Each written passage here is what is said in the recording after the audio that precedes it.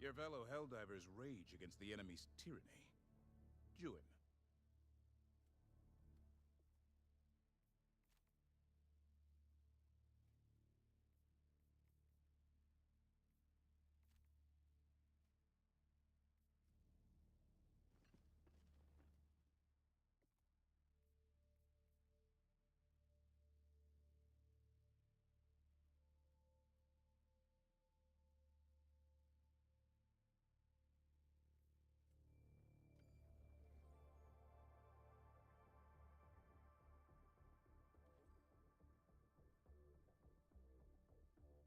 Mission coordinates locked. Hellpods primed. Engaging orbital thrusters.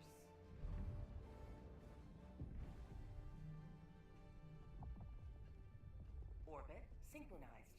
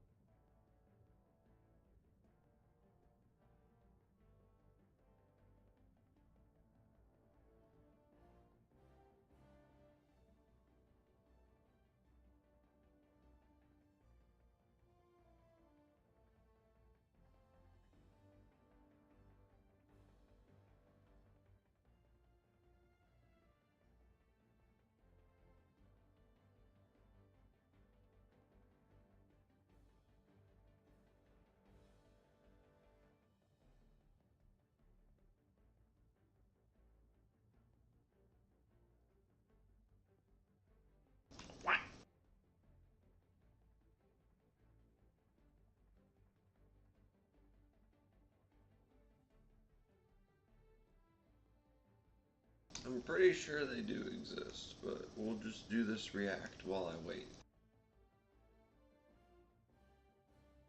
Nuclear bombs don't exist. Okay.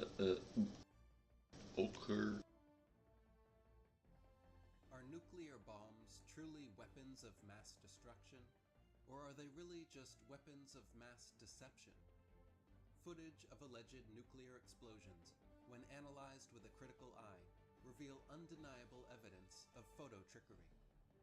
In much of the early black and white test footage, filmed in the 50s and 60s, and shown on newsreels and fear-mongering films, it is clear we are looking at fake model sets complete with miniature houses, vehicles, and trees. Notice the unrealistic and unnatural perfect rows of disproportionately thin trees. After the flimsy model trees are blown to one side, the film quickly cuts to clips of actual trees in some other location. Similar to how a stunt double changes with the main actor during the crucial action scene, these clips intersperse or sometimes superimpose footage of models with reality. The first H-bomb test, known as IV Mike, looks more like some stop-motion lava lamps than an explosion. Many other supposed nuclear tests appear to mix sped-up footage of sunrises with real explosions to give the effect of a much bigger blast. Footage from Operation Dominic appears to show a sunrise with the brightness slider rising in post-production. Suspiciously, in some videos, the explosions are so violent as to obliterate entire houses in an instant, but yet the camera filming right next to the house survives unscathed and unshook. The blast often comes from behind the camera, and not, as they claim, from a protected location far outside the blast radius. Someone moves the camera just before and during some of the blasts, and the camera is positioned at an oddly unrealistic height. What kind of shielded tower would the camera and cameraman have to be enclosed in to survive such a test? If nuclear bombs actually exist, why would there be a need to fake footage of nuclear explosions? The Trinity and other nuclear test sites were admittedly first loaded with hundreds or up to 1,000 tons of dynamite. Footage exists showing military men stacking gigantic piles of TNT and dynamite at nuclear testing sites. The official reason for this was claimed as, quote, comparative purposes, where the blast from hundreds of tons of stacked TNT would be compared to the nuclear bomb. With each team sent to separate islands, each stacking piles of explosives, but both told that the other island would have the actual bomb, it would be simple to deceive the very men creating the deception. Mushroom clouds are not unique to so-called nuclear weapons and can be formed with enough TNT, dynamite, regular bombs, and other explosive materials. Later, supposed nuclear tests like Able were likely done using very large but traditional bombs, and the Baker test done using hundreds of tons of submerged dynamite in a vessel underwater. Nuclear fission occurs by bombarding uranium-238 with neutrons to split the nucleus and create the isotope uranium-235. During this split, mass is lost and converted into kinetic energy, which is known as nuclear fission.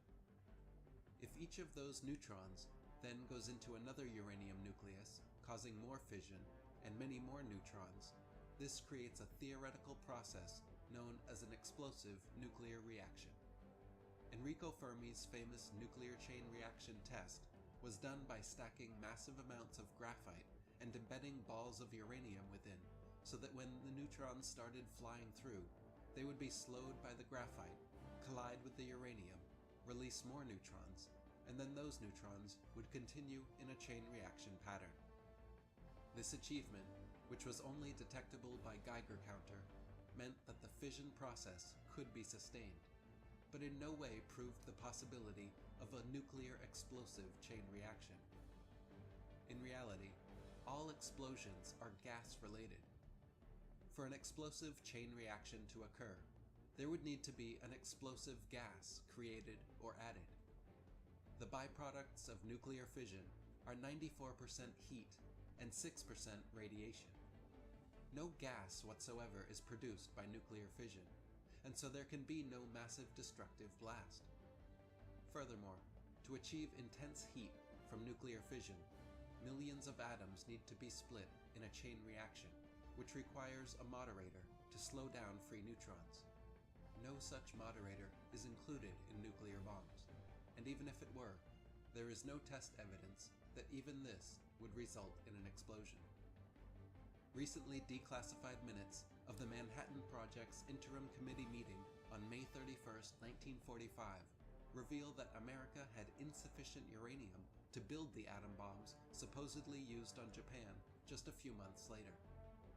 Dr. Compton, director of the Met Lab at University of Chicago, who oversaw production of enriched uranium and plutonium for the bombs, was quoted stating it would take another 3 years to produce the amount needed for the bombs. Yet just over 3 months later, America supposedly successfully produced and deployed 2 on Japan without being tested.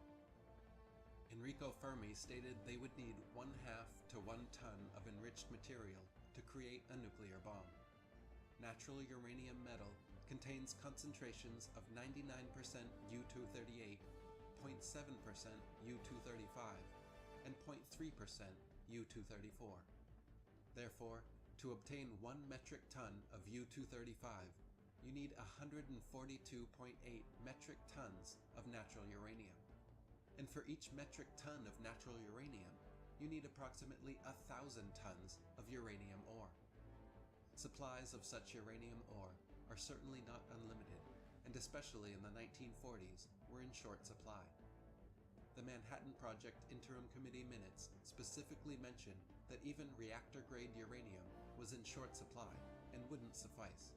Yet just 3 months later, the bombs were somehow ready and dropped.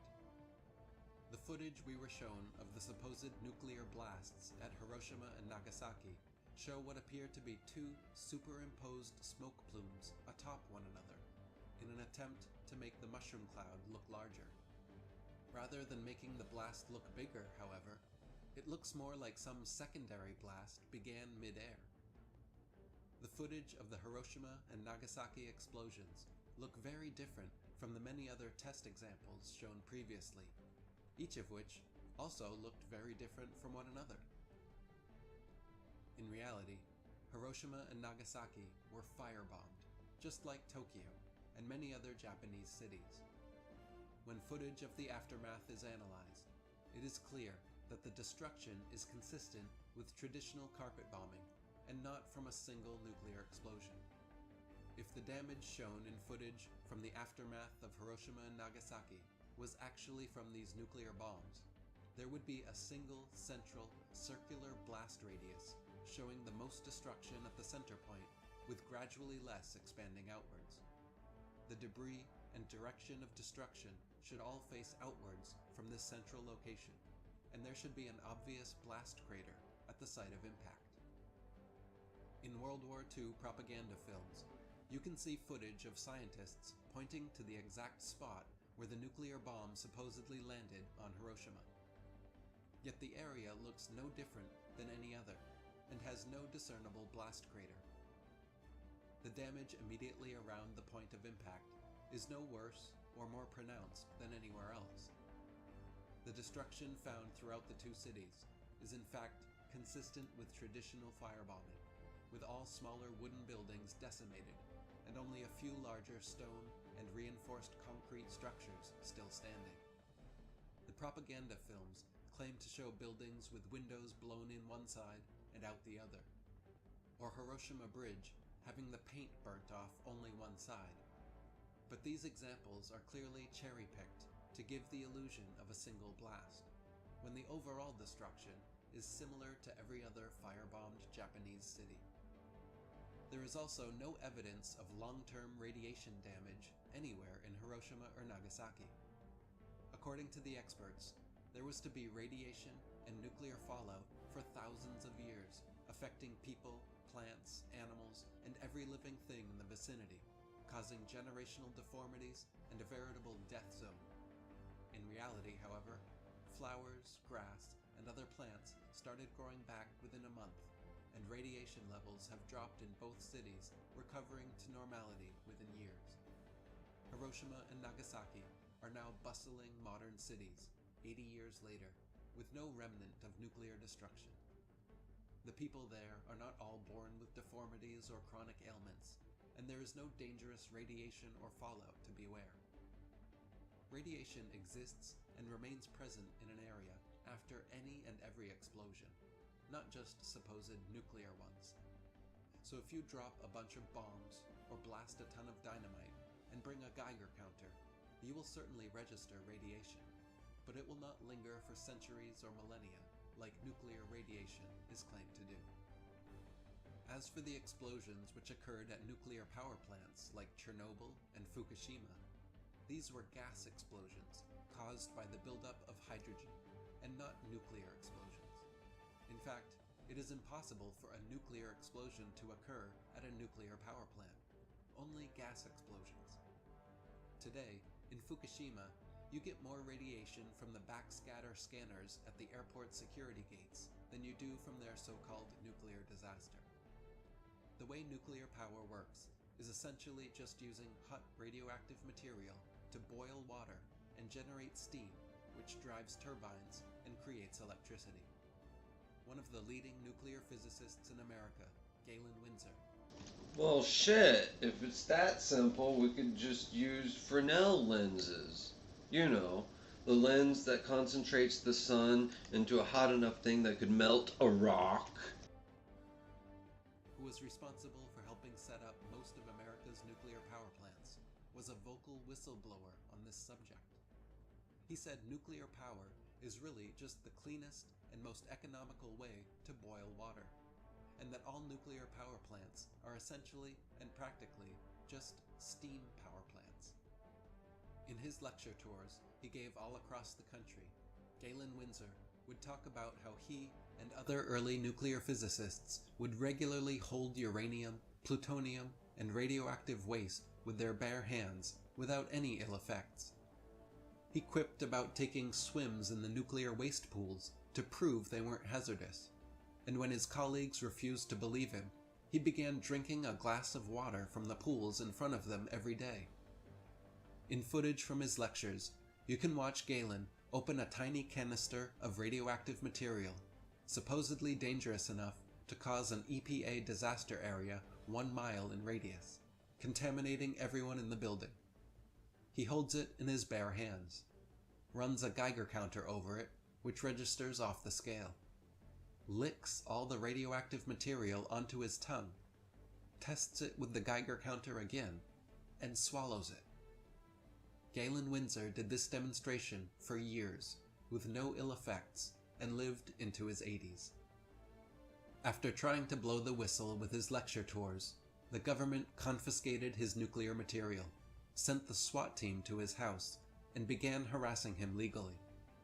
He was quoted saying, "There is no such thing as nuclear waste, only material created in a nuclear reactor to be recovered and used beneficially.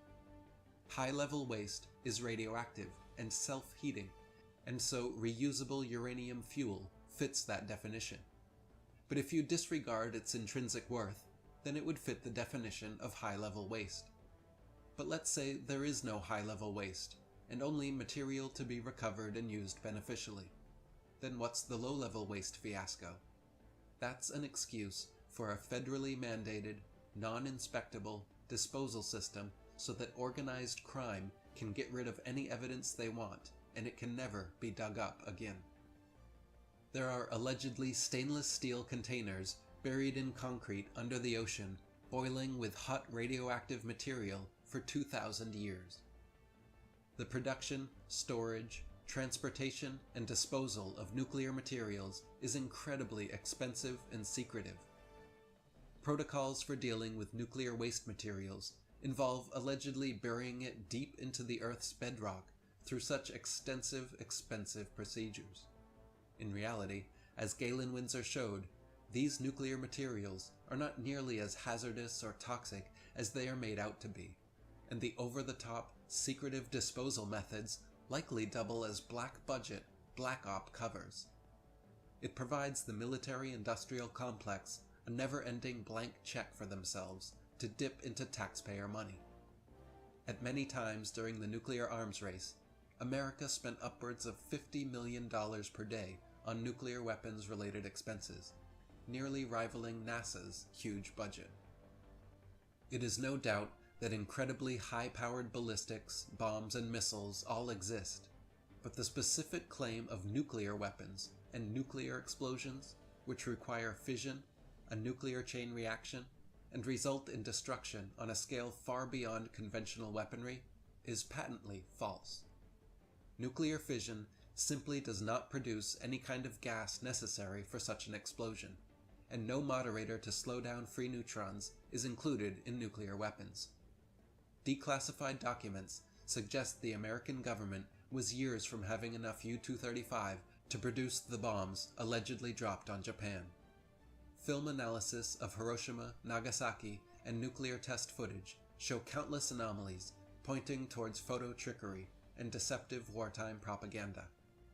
Radiation levels quickly dropped, and the destruction attributed to 2 nuclear explosions looked no different from the neighboring towns and cities destroyed by aerial firebombing runs. The stories of the little boy and fat man bombs were just the myths necessary to create the scaremongering Cold War arms race that would soon begin.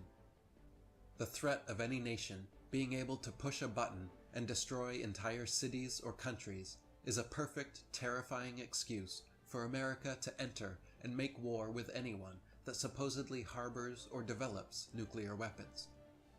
Since the early tests, alleged nuclear explosions have continued to get larger and larger, while the payload continues getting smaller and smaller, to the point we are now supposed to believe that they can be carried in a suitcase. Teaching generations of children to duck and cover, hiding under their desks, has now instilled fear of a boogeyman just as bogus as the one under their beds.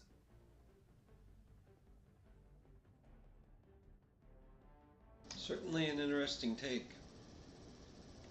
Certainly interesting to look into. Hey, noble ones, thank you so much for stopping by and thank you for clicking. So I would like to take a moment of your time today to talk a little bit about the future of this channel, the sort of content that I've been releasing, and the sort of evolution and changes that this channel has gone through over the years, where we are at now. As content creators, we always have to try and react to the algorithm and all the things that we have to deal with when it comes to remaining on the surface. And of course, at one point, like from my perspective, this has always been a channel where I kind of spoke about what I liked, and I'll get back to this in a second. I've always tried to figure out ways to stay successful. That's what everyone does. Of course, everyone wants to be successful. And people might point the finger and say, you're greedy, but who's going to do this without being like, no, I really want 10 views. I don't want the views. I'm just doing it, spending like my entire week, my entire month, every day on this, but I don't want the views. Everyone wants the views. Everyone wants success. It's absolutely normal to want success on any endeavor that you are undertaking, whether it be on social media or not at that point. For me, like I was doing history, a lot of history. In fact, I was focusing on history. Back in the day, I used to do languages too, but then languages, I'm like, they're not really working here. So I stopped doing languages on this channel. I focused on history. Then history people were not getting notifications. So I decided, you know what, I'm going to try and do some reacts to big names. So I reacted to Lex Fridman. I reacted to Joe Rogan, Wired, and this actually worked. People were loving it. So I went back up with that and started doing reacts. But then people were like, all you do is reacts now. I'm like, no, I don't want to do that. So I started mixing. I started posting regular original content and reacts, but people weren't getting the regular original content, and so they kept telling me all you do is reacts, because that was the only thing that was showing on their feed. But I was thinking, you know what, I'm doing like 5 non-reacts and 2 reacts a week because I was posting daily, and people are not seeing them. So not only I'm putting in the effort to do the original content and just do the occasional react to compensate the views, but I'm also getting people telling me, accusing me of not doing the original content that I am doing. And since it was mostly history that took a lot of effort to maintain it well researched and well edited with all the B-rolls and whatnot. Then I switched back to like, okay, you know what, I'll drop the reacts altogether, I'll just do original content, and the views completely smoked. Then I snapped because of Charlie Kirk's assassination, and I decided, you know what, I'm gonna return this channel to its original core. Because this channel has always been an eclectic channel. This has always been a channel that was a representation, a manifestation, and in fact expression of my mind. It's my own stream of consciousness.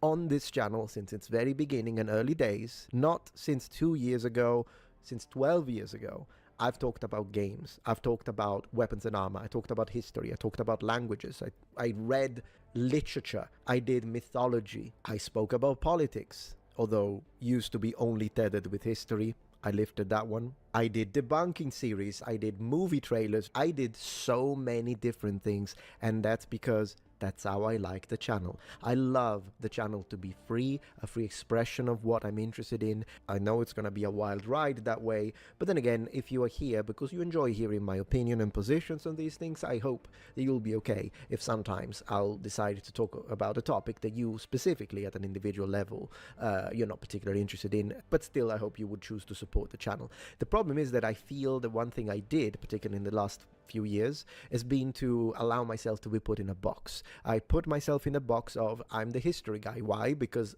of all the other types of content that I was doing, history was the one that was showing more solid success, apart from the political stuff. But then the political stuff, people kept insulting me and calling me a grifter. So at one point I was like, I don't know, maybe I shouldn't talk about these things. And so I tried to focus on history, and I put myself in a box. And that was wrong, because I allowed people to control me.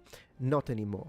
Since the assassination of Charlie Kirk, something snapped with me. I was close to snapping, I'll be honest with you, because even when I tried to minimize political commentary, even when I tried to focus on my own historical thing, talking about Romans, even when I was doing that, people, particularly on the radical left, kept insulting me, kept attacking me. And specifically, in fact, last year, which has been the least political of all of my years on YouTube, the exception being maybe the very beginning, inception of the channel, has been the year where I've received most hit pieces against me, specific slanderous pieces, defamation videos created by the radical left, because they hate me. They hate me no matter what I do. So I was already close to, they hate me anyways, I might as well just speak my mind freely, but I was still a little resistant. And then it happened. Charlie Kirk was killed, and I understood by looking at all of these people, I realized at that point that all of that effort, not only it net nothing. People still hated me. Reddit is still full of people who wish me dead. I realized that the same way those people that I allowed to have a say onto what I do on this channel, my own channel that I created out of thin air with 12 years of work, the very same people that were laughing at Charlie Kirk's death and celebrating it would do the same with me, regardless of the sort of content modifications that I do. So at that point I snapped. Particularly because of the clip, not only the clip of the assassination of Charlie proper, that was terrible, but also the clips of all the people laughing, and in combination with the clip that he recorded on a separate day on studio with his little girl running towards him and hugging him. That really put me in a position where I decided, not anymore. I don't care. I don't care anymore. I don't. I'll just talk about whatever I want, whenever I want. I lift all restrictions. This channel will be a complete freedom channel. Today, I'll talk about content creation on YouTube and analytics. Tomorrow, I'll talk about history. The day after, I'll talk about politics. The day after that, if I feel like playing the piano, like I did a few times, I'll play the freaking piano. And then if I want to speak about political matters, as I am right now due to the recent event with Charlie Kirk, then I will. And of course, I do respect you, not the people that call me a grifter. I don't care about them. They hate me anyways. But I do care about those among you that are like, you know, when I subscribed, I actually liked your language content and you're not doing it anymore. Or I loved when you were doing gaming and you're not doing it anymore. Or I loved it when you did history and now you're doing politics, and maybe some of you do appreciate the politics, as you tell me in the comments, but you also miss the historical content. And that's why, as a solution, I created dedicated channels, dedicated specialized channels. The most recent addition to my channels is Metatron History. We're almost at 5,000 subscribers. I post twice a week, and this channel will only have history, nothing else. So if you're watching my videos here and you're like, oh yeah, this is really good, I like the content, but man, I wish I could watch a history. Today I was in the mood for one of your history videos, and unfortunately instead today you decided to talk about something else, I don't even know, immigration. Then check this channel out. Check this channel out and you'll only find history. And when I say history, I mean not only original content that will only be posted on this channel, but also re-edited versions of older videos that now I'm going to touch up, improve on, and repost on this channel. Now, does the existence of this Metatron history mean that I will never talk about history on Metatron main? No, I will. But on Metatron main, it's still going to be complete stream of consciousness. So when that's going to happen? No idea. So this is going to be a good way for you to just get your history, pure history content from me, if that's what you prefer. We then have the successful Metatron's Academy. Hello, I have 137,000 subscribers, 300 plus videos, only about languages. So if you like my language content, this is where you can find it. All of these will be linked in the description, by the way. And I do post a lot on this channel. I used to post daily. Lately, I haven't been able to maintain the daily upload, but I do upload multiple times a week, and I will try to get back to daily. Also, hello, noble ones, and welcome. Protectorate at 15,000 subscribers, all about geeking out, video games, all that kind of stuff, old tech, retro gaming, playthroughs, trailer reactions. It's a great channel, all for video games. And so if that's what you want, here is the channel for you. Welcome to D&D. And then we also have Metatron clips if you enjoy clipped content. All in all, apart from all of these discussions and my calls to freedom and saying it's my channel, so I should be allowed to express my mind freely and all of this, which I think most of you will understand my point of view, and you can still have your own opinion, of course, and say, hey, you're free to speak about whatever you want, but I'm just going to skip these next 3 uploads and I'll just watch the 4th one because I'm not interested in these 3, and that's totally fair. At the end of the day, I do want to thank you anyways for all of you who have stuck around and just continue to support my content. I've seen people saying, hey, usually I prefer your historical content, but I'm just here for you. I appreciate hearing you talk about these things. And then they were polite in suggesting I would still love for you to cover like whatever it is that you like, whether it be history or whatnot. I prefer that kind of content, and the way that you have expressed it, it was polite and civil. Then I do hear you, I heard you. That is why I've been creating the extra channel, and of course I will continue to post videos like that whenever I feel that that's something I want to talk about on this channel, that, as we said, has basically become my own personal journal of my mind. But as I say, massive thanks to all of you. Thank you to the people who moved on to Patreon and have been supporting me over there. Thank you for all the people who bought memberships for this channel. Your support is something that I never give for granted. And that's something that I do want to express and make sure that it is well known. Because even though sometimes when I respond to people, you notice I respond in kind. So when people in the comments are polite, I always respond politely and say, yeah, don't worry about it. No, I will post to my history channel. But in the meantime, if you don't want to wait, there is this other dedicated channel and whatnot. To the people that have been obnoxious, condescending, and really stepping a line that is the line of these weird parasocial relationships that sometimes people can make, whereby they truly believe that they have a say, or that they can control, or that they can shame the type of content you make in order to, as if the entire universe revolved around them. Then yes, even though I have been quite strongly worded against these people, I do want to underline that I have nothing against you if you just politely share a preference in the type of content that you like to watch. And the reason why, and the reason I demonstrate this and flesh it out from words into actions, was by creating dedicated specialized channels, which I have shared with you today. So if you do appreciate the content here and you wish to continue to support me here, it means the world to me, and I will always thank you. But at the same time, if it's just one of those days that you woke up in the morning and you're thinking, you know what, today I don't want to talk about politics, I don't want to look into drama, today I just want video games, boom, you've got Metatron Protectorate. If you were into language mood, you've got Metatron's Academy. If you were into history, pure history, nothing else, you've got now Metatron History. And I hope that you'll be following me on all those different social media platforms, and thank you for your patience and support. Metatron as a channel has returned finally to freedom, and I've never felt better. I'll be honest with you. I've never felt better and so I think that's important as well, because at the end of the day, this is YouTube, you meaning me in this case. And even though I think trying to make sure that our audiences, you guys, are the reason, you noble ones, that I can do this in the first place, I will always be grateful to you.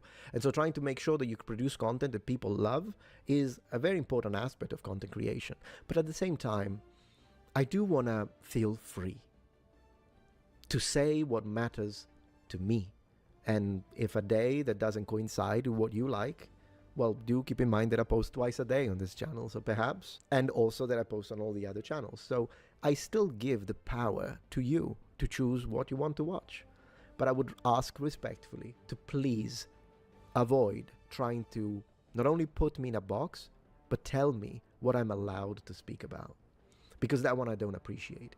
And I know that it doesn't come, like, I've seen all sorts of comments. I've seen people pointing the finger, grifter, how dare you, I didn't subscribe for this, get lost, loser. Yeah, you think I care about people like this? No. And in fact, the people that unsubscribed specifically because I spoke against the assassination of Charlie Kirk, well, those are the same people that laughed and celebrated it. And so I'm glad that they unsubscribed. Good, I've sanitized the channel. I just want decent people. Maybe just be educational rather than political, if you know what I mean. That was what I wanted to do. And of course, I always and always will care about you as a supporter of the channel, regardless of your personal politics, because I respect your freedom. With that being said, whatever politics you may have, as long as you're decent. And those people weren't decent. I've lost a few. I've lost, I think, a few thousand. But I've also gained a lot of people. So at the end of the day, I really don't care. But for those of you who have been sincere, honest, respectful, civil, and you've been asking me, but Metatron, I love your content right now, but I miss the history ones. When is the next history video are you still gonna post? The answer is yes, I will continue to post historical content on this channel. In fact, heck, we could even have, if that's the mood that I'm into, we could have a full week where I only do history. It could absolutely happen. But if you don't want to wait for that, or perhaps you see my 2 uploads for the day, you're like, oh, today is still politics, I like that one, but the second upload, I'm not into it. And you really wanted a historical one? Metatron History is available, and I made it specifically because I listen to the people that present constructive criticism in a genuine and, most importantly, civil manner. And that's the video for today. I hope you enjoyed it. Thank you for watching. If you appreciate my content so far and wish to help ensure my ability to continue to tell it how it is, regardless of any possible backlash, please support this channel on Patreon. Any support? Yeah, go help Metatron out. He actually works on his videos.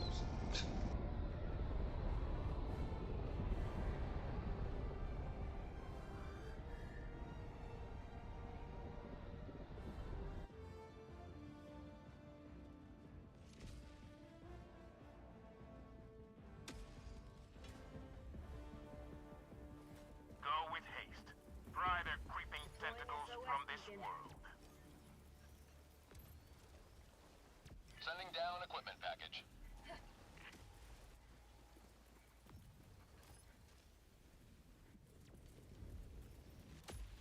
Sending down support weapon.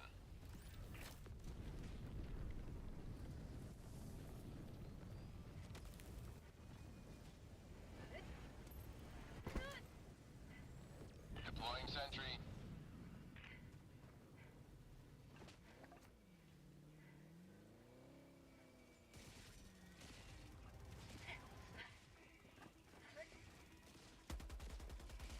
You like the taste of freedom!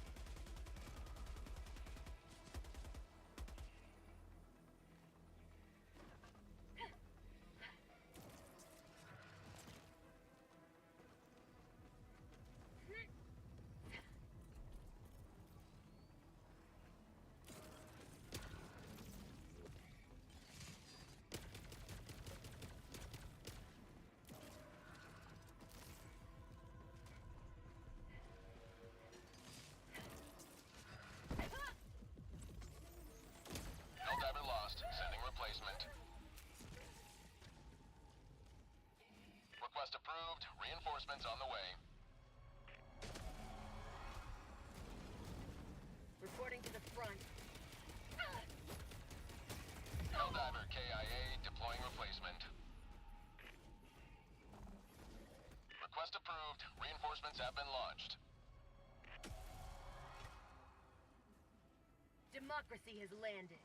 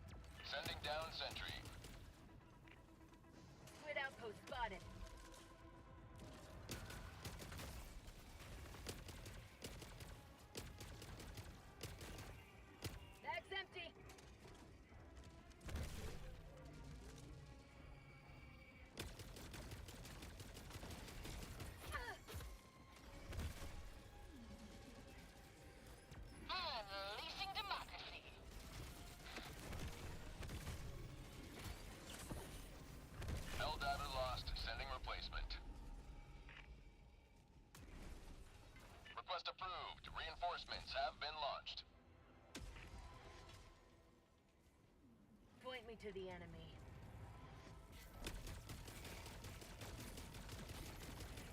Bag's empty.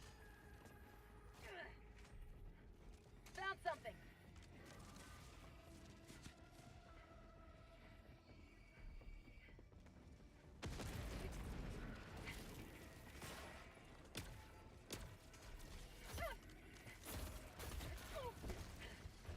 Health reinforcement budget running low.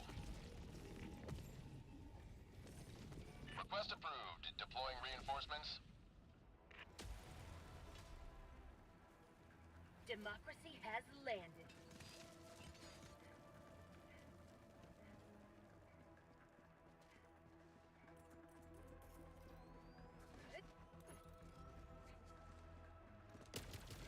Here comes the cavalry.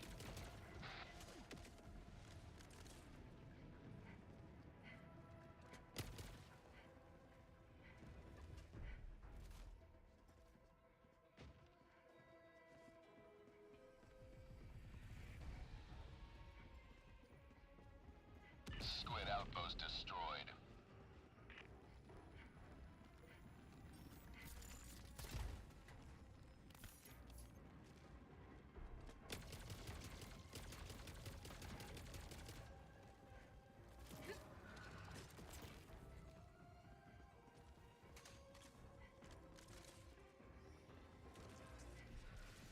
Illuminate outpost destroyed.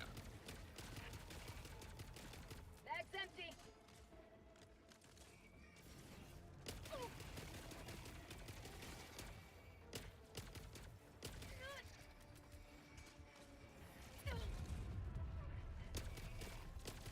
Have a taste of democracy. Reinforcement budget depleted. Request approved. Reinforcements have been launched. Point me to the enemy.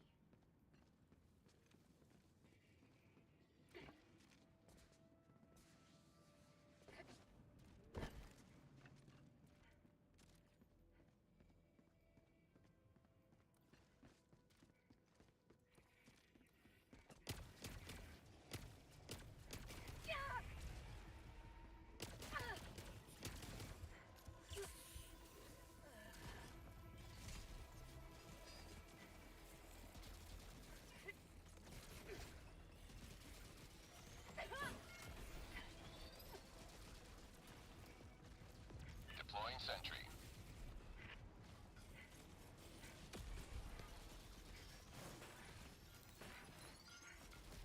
Delivering payload.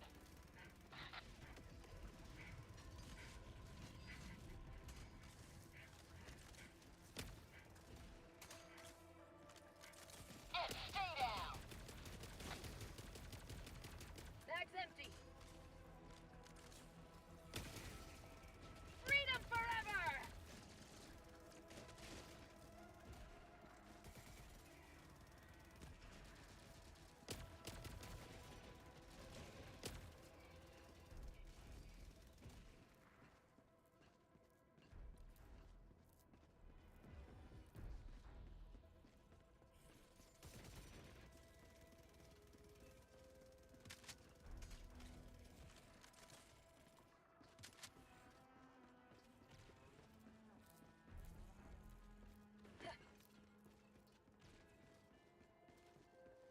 Additional reinforcement funding approved. Eagle 1 withdrawing to rearm.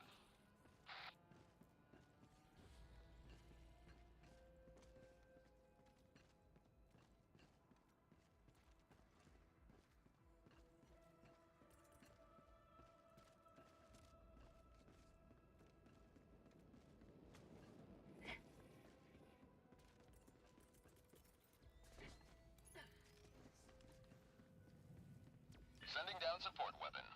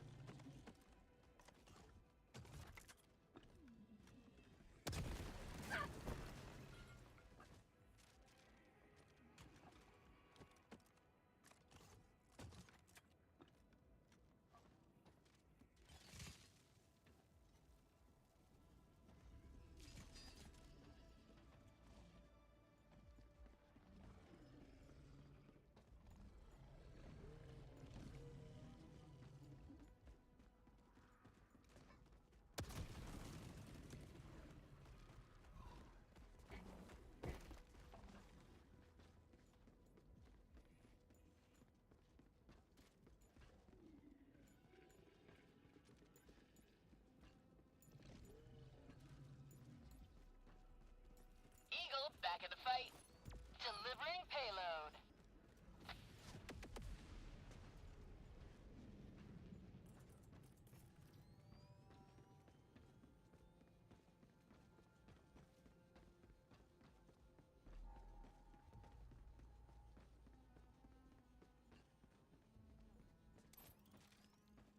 Deploying sentry.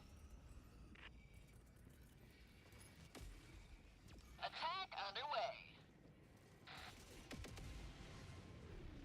Found something. Have a taste of democracy.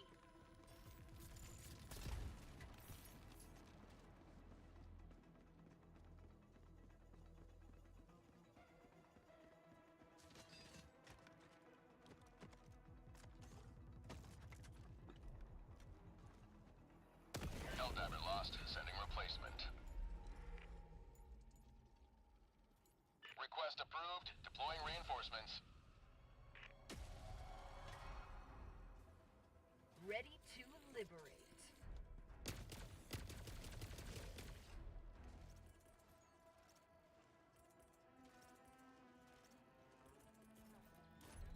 Sending down equipment package.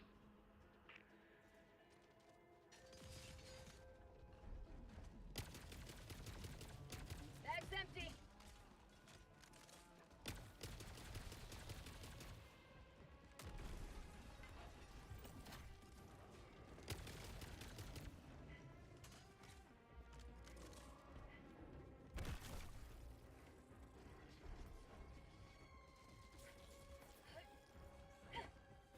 Objective nearby.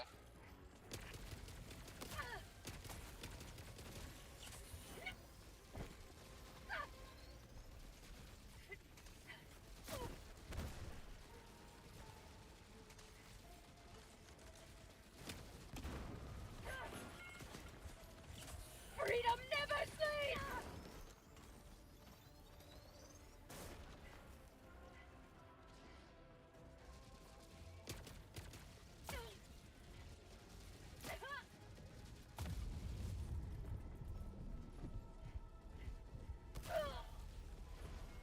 Liberty weeps, and democracy raises the sword of vengeance.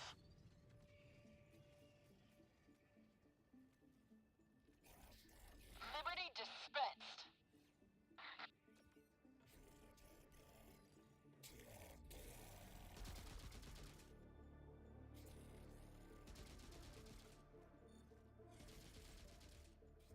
Additional reinforcement funding approved.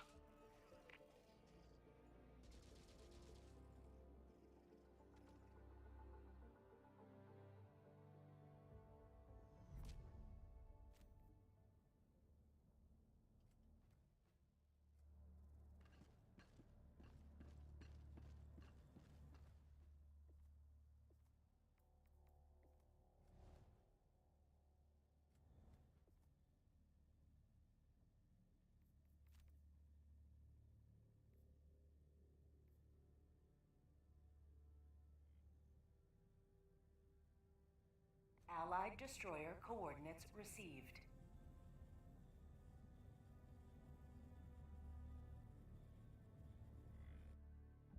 Allied destroyer has joined squadron.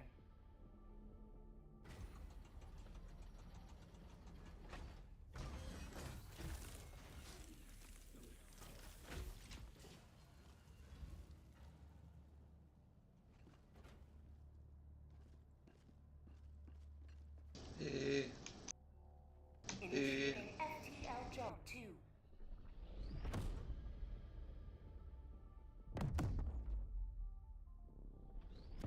The Yulheim system.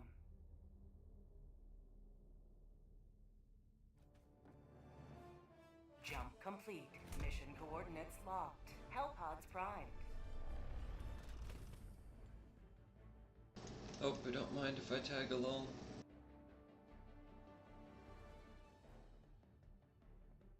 Automaton.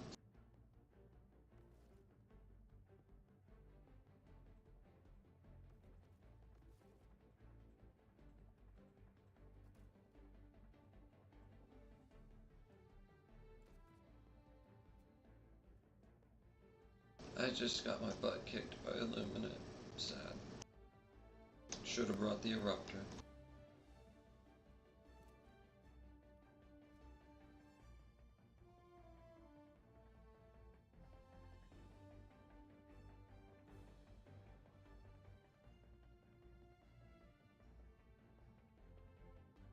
Helldivers to Hellpods. Repeat, Helldivers to Hellpods.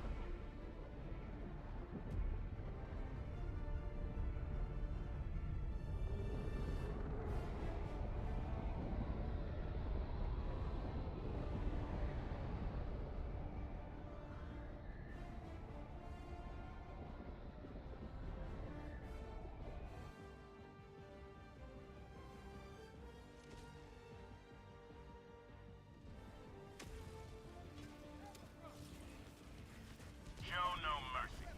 Let the blood of tyrants fill these streets. Requesting vehicle.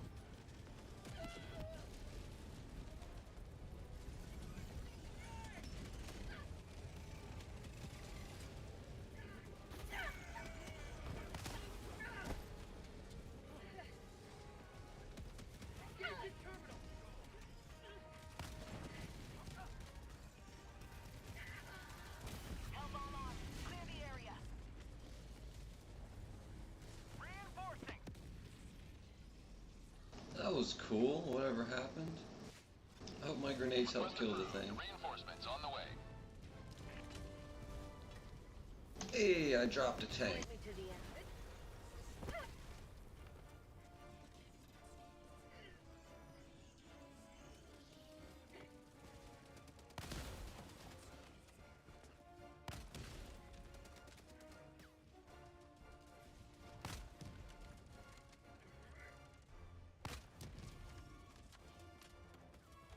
Calling down a support weapon. Hey, I dropped the airship.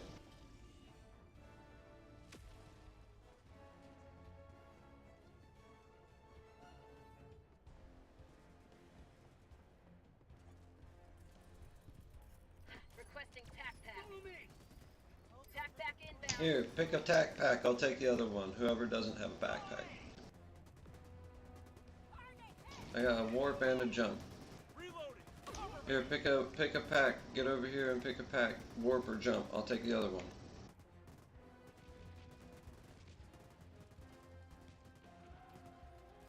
Requesting air support. Reloading. Cover me. We've got equipment.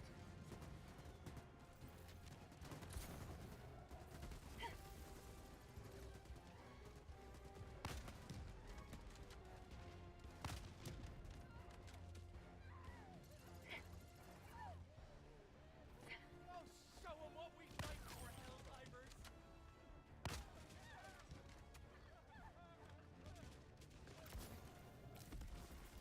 Calling down a sentry. No mag.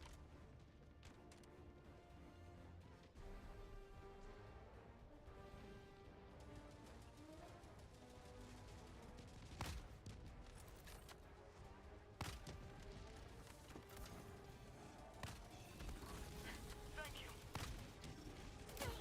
Got the airship.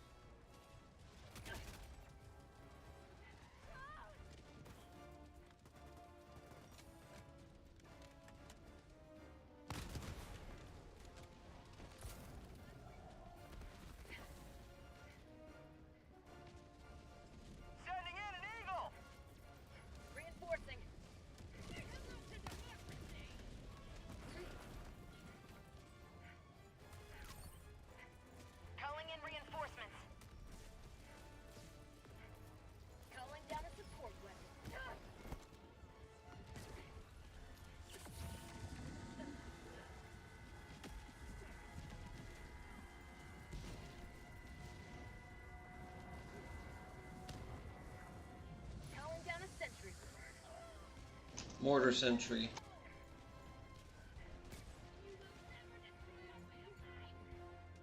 Airburst rocket launcher if anybody wants. We've got equipment.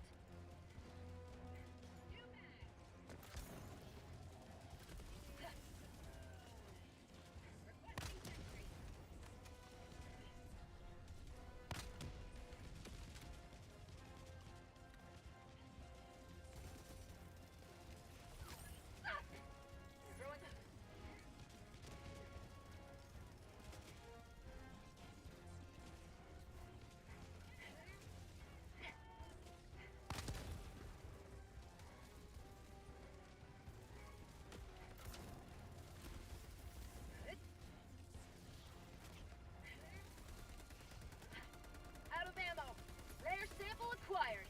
Requesting air support. Say hello to democracy.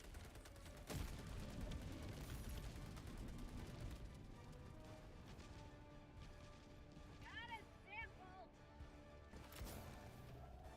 Wow, that Liberator carbine took out that airship. It's automated. That automated Liberator carbine took out that airship. Outpost cleared. Calling in reinforcements.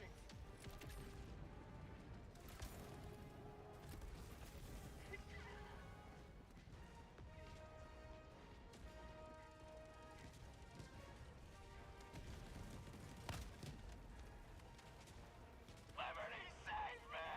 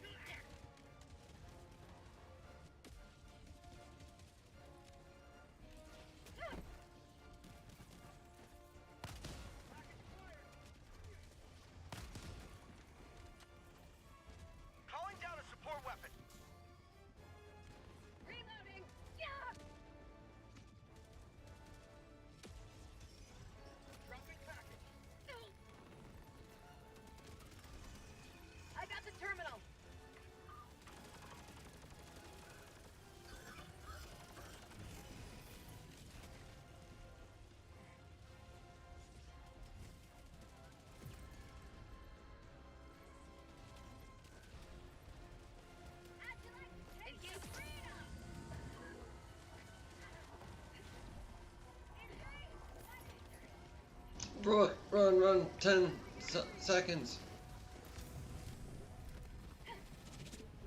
You have ignited the Okay. torches of liberty. Extraction awaits. Good shots. It's still alive.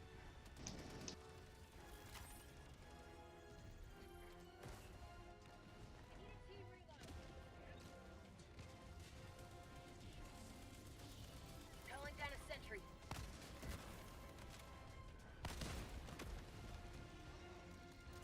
Thank you.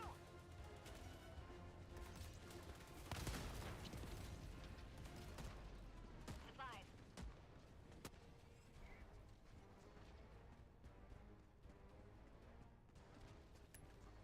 Out of ammo. Calling down supplies. Sentry, northeast.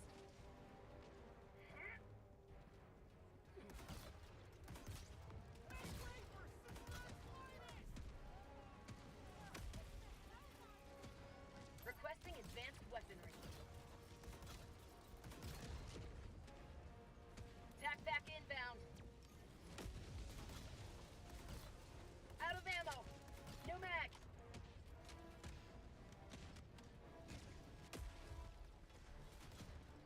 We've got equipment.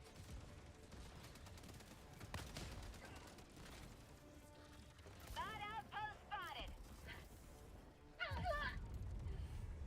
Oh damn, the treads were still active shredders. That's horse shit. I'm dead. Outpost cleared.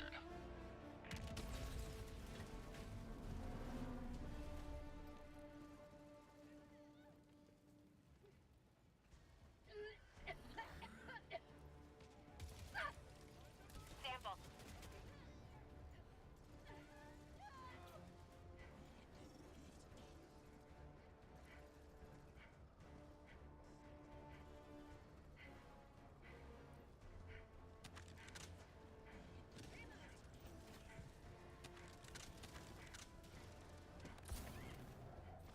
Requesting advanced weaponry.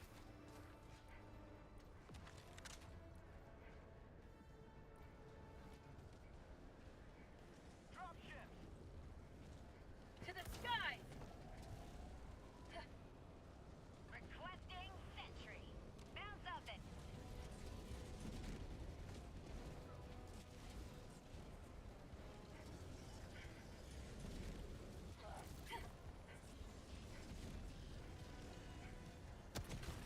You will never destroy our way of life. Rare sample acquired.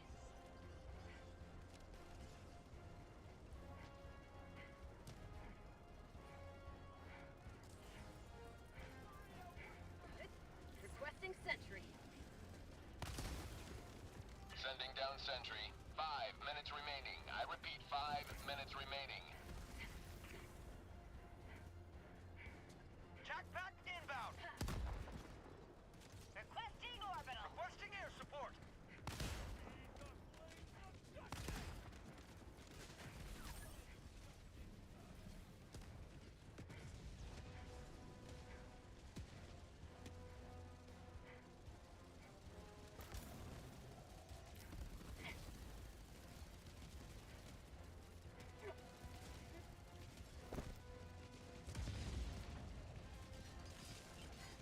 Calling in a hell bomb.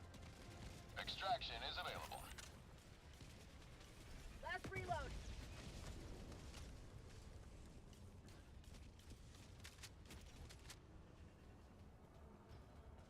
Sample collected.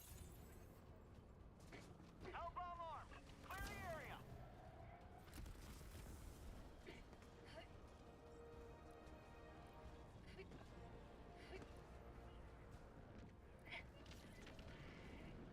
Thank you.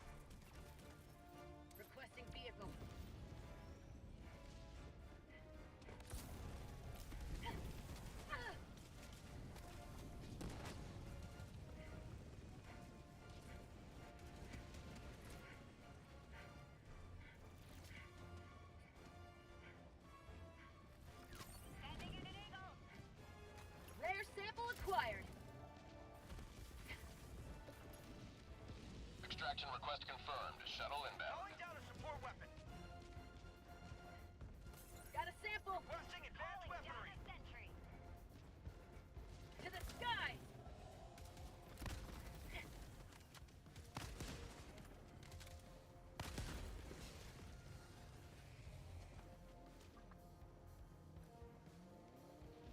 Dropping a pin. Southwest, 100 meters. ETA T-minus 1 minute, 30 seconds.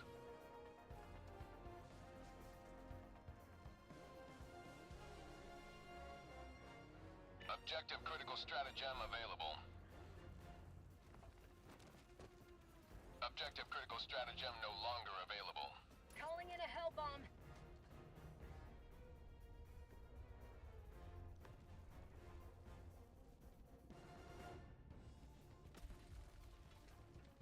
ETA T-minus I got 1 the minute. terminal. Hell bomb armed. Clear the area.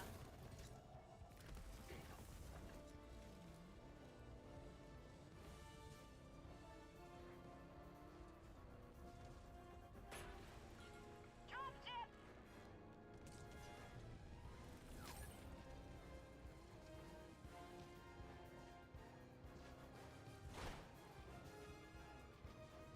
ETA T-minus 30 seconds.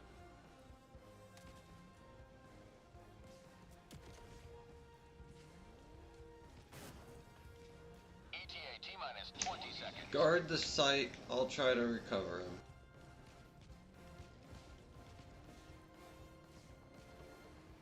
ETA T-minus 10 seconds. Clear landing zone.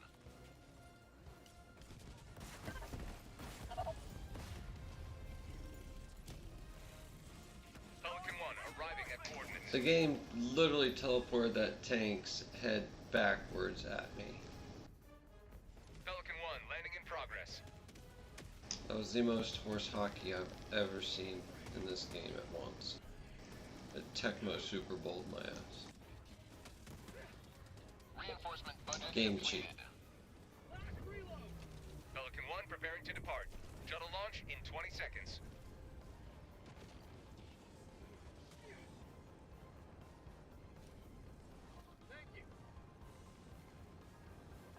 Extraction complete. Pelican 1 beginning ascent.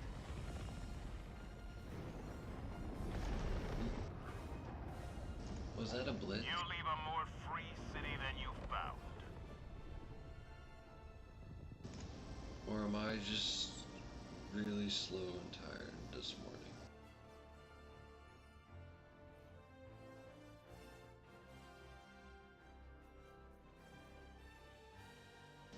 Hey, we got all the major objectives though, apparently.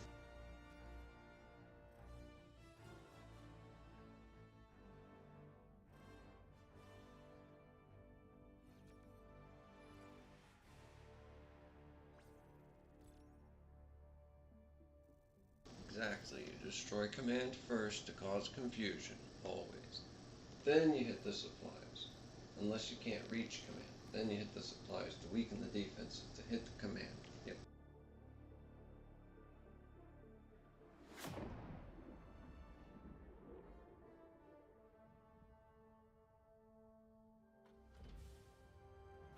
Super Earth.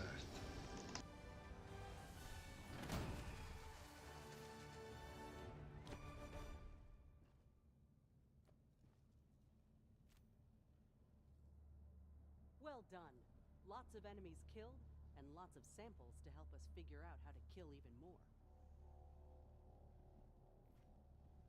You're here.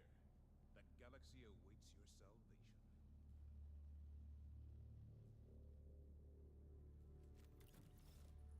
Allied destroyer has left squadron.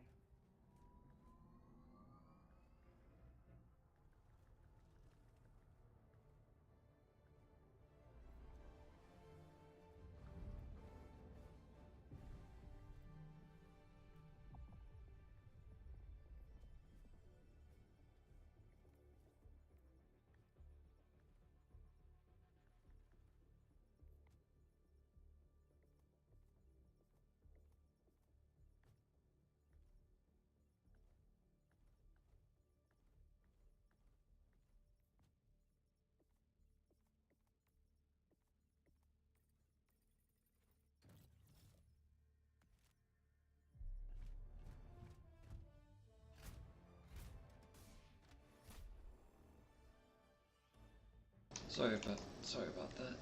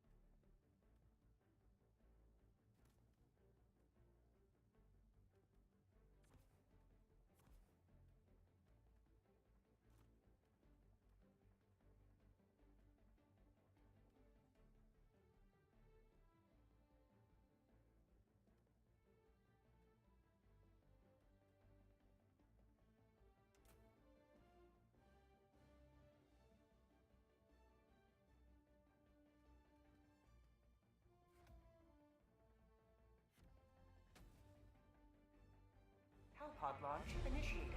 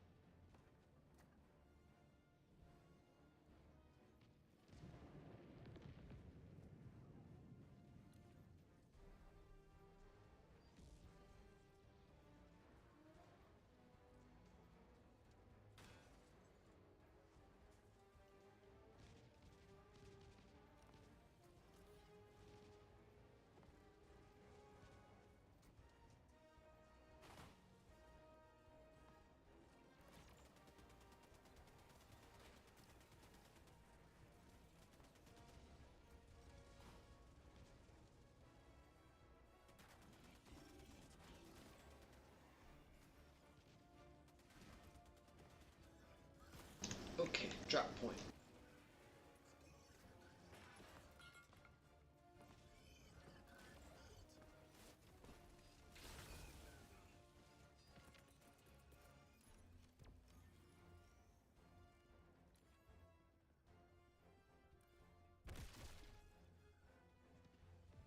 Let's fight the stuff.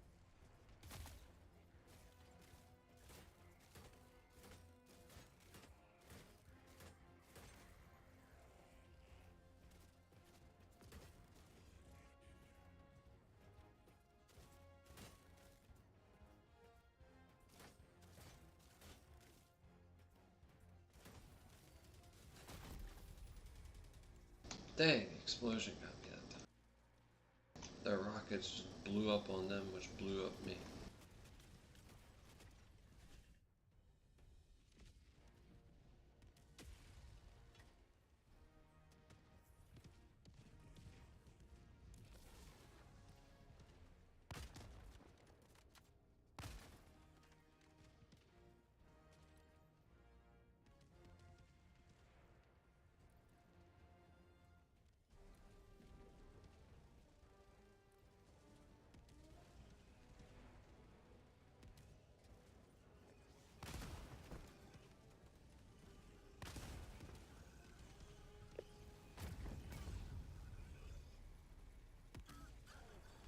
A random explosion got me somehow, somewhere.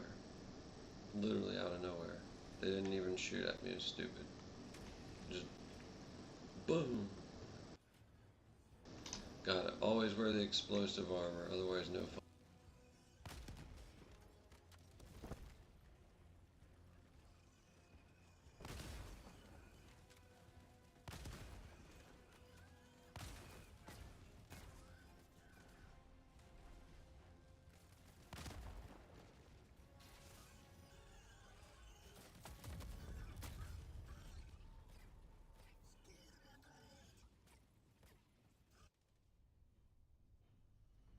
Oh wow, now the enemy shoots and hits a target worth of shit.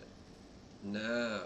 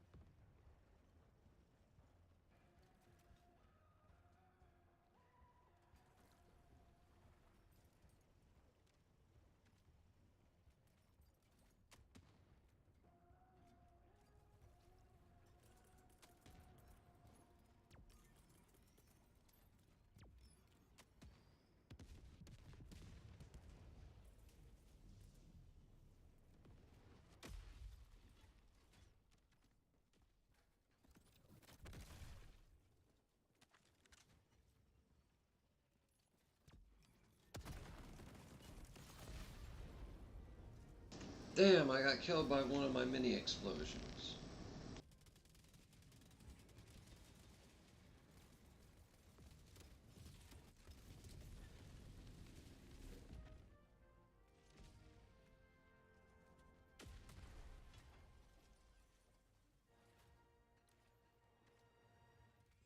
Got it. Explosive resistant armor is the best.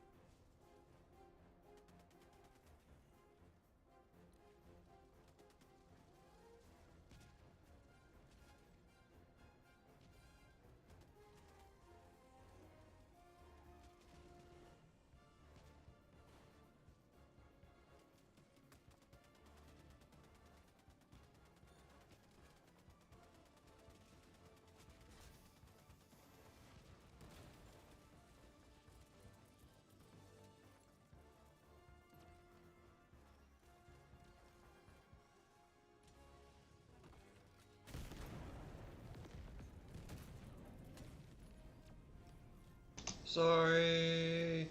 It hit a lot closer than it should have, and I don't know how I survived.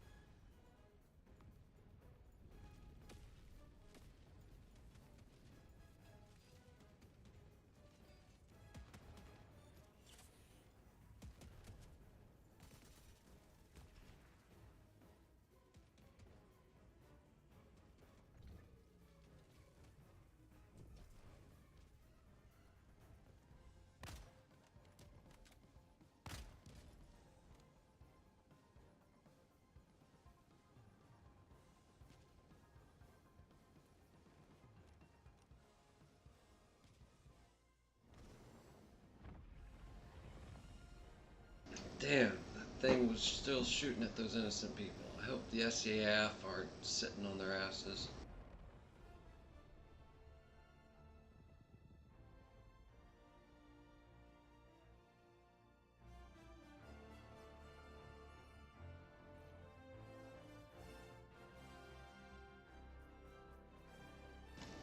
least I got the first broadcast tower.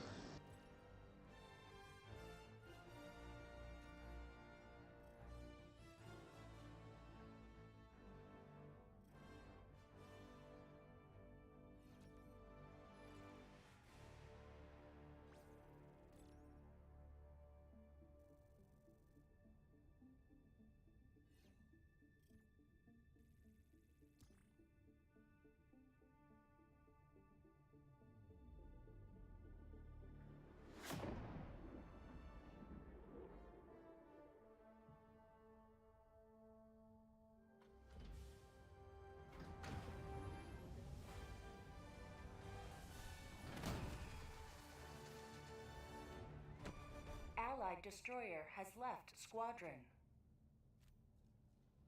There's nothing sweeter than victory in the name of freedom.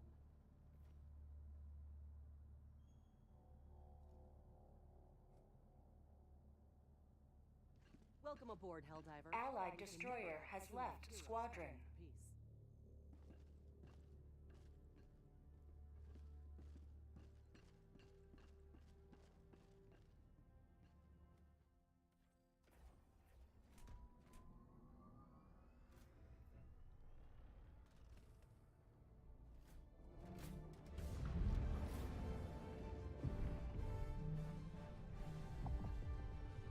Orbit synchronized.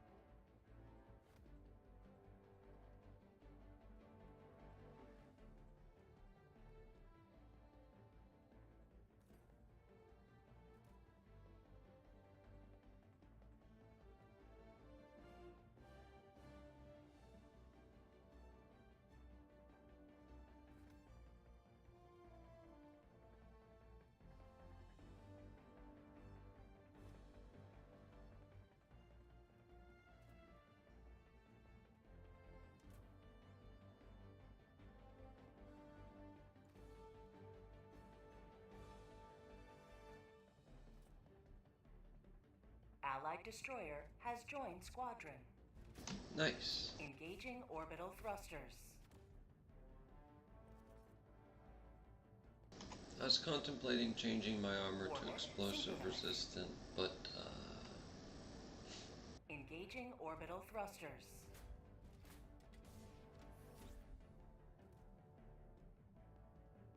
Orbit synchronized.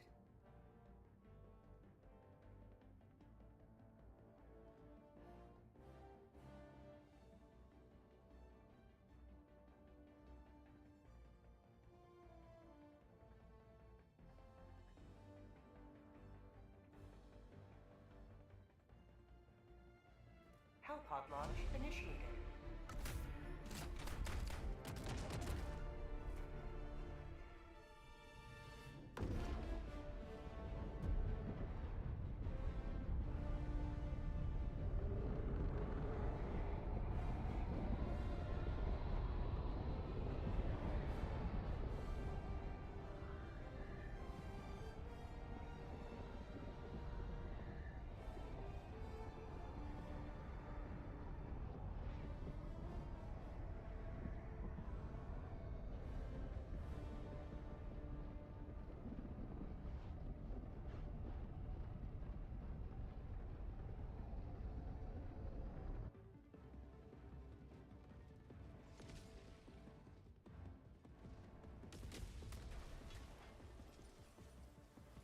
We cannot allow this city to fall into the enemy's hands.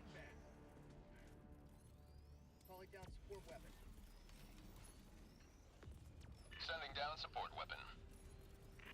Requesting tac pack.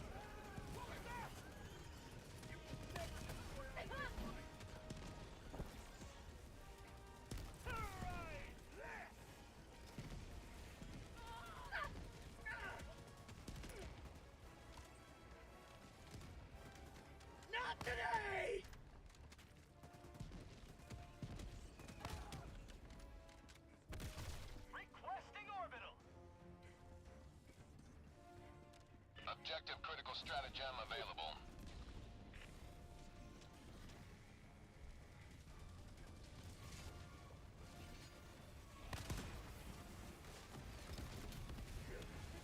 Marking location, south.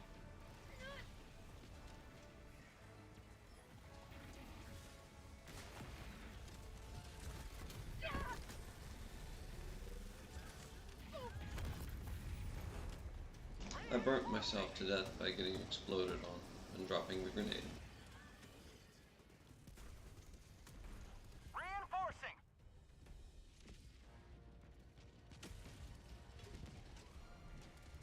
Joining the fray. Rare sample collected.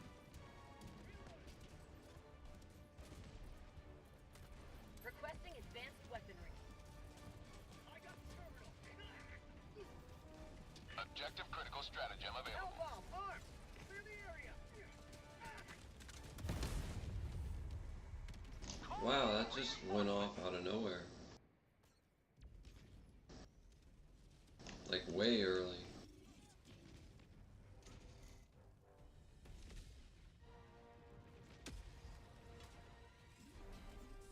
Ready to liberate.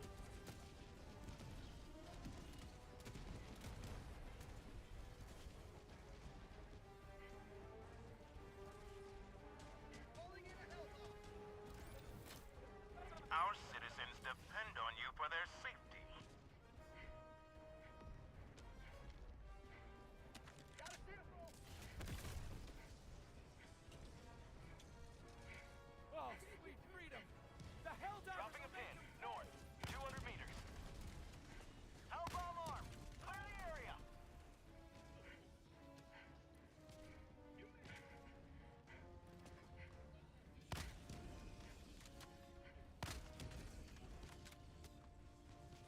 Remember your duty!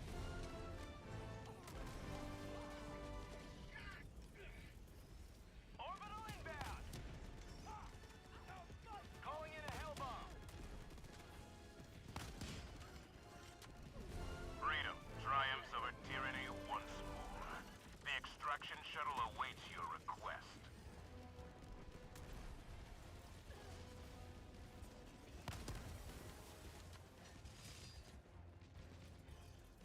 Calling in reinforcements. Hellbomb armed! Clear the area!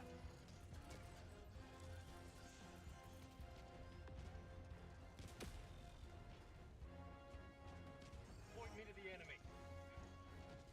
Calling down a support weapon. 100 meters. Calling down a vehicle. Throwing supply beacon.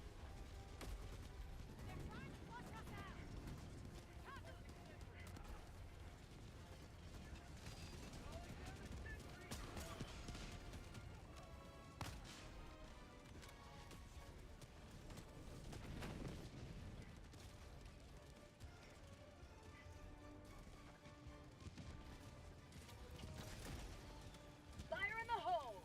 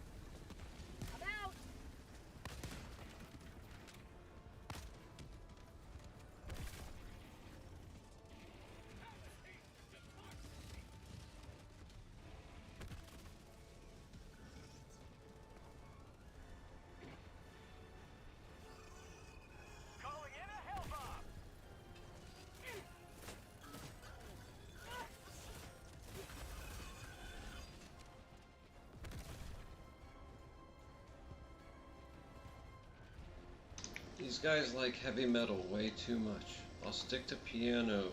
Thank you very much. Calling in Allied reinforcements. destroyer leaving squadron.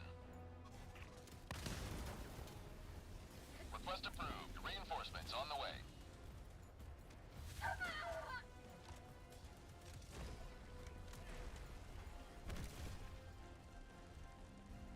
Tagging location. Hellbomb South. armed. Clear the area.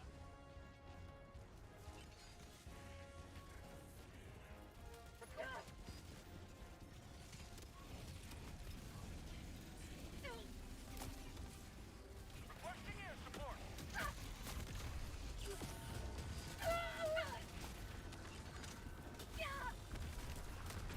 Calling in reinforcements. Wow, they were all over me. And I was like in the middle of teleporting and the game was like, no, you cannot teleport. Freedom never rests! Calling down a support weapon. Dropping a pin. Northwest. 50 meters.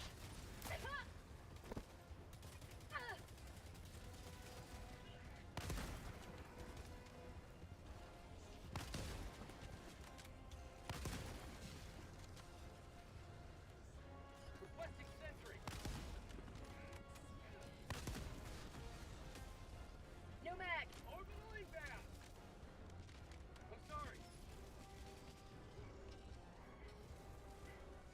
You may proceed to extraction when ready.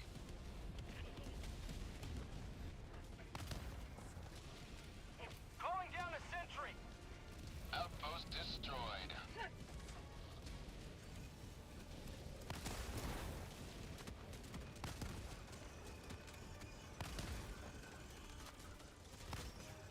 Tagging map, please.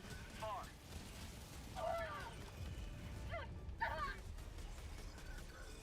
Wow.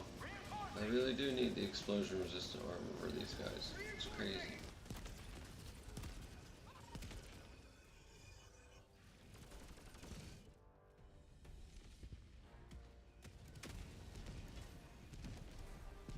Reporting to the front. Orbital Calling down inbound. support weapon. Requesting tac pack.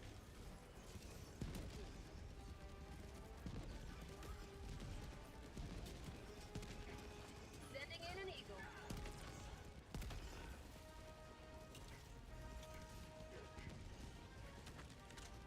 How'd you like the taste of freedom?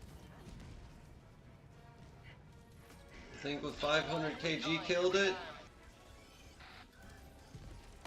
Say hello to democracy!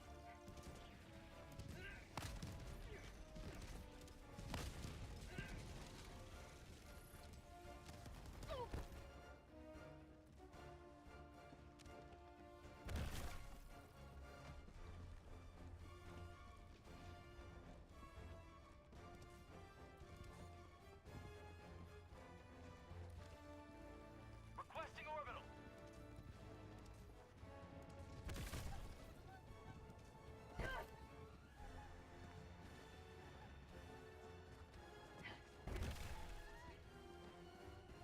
Extraction is available.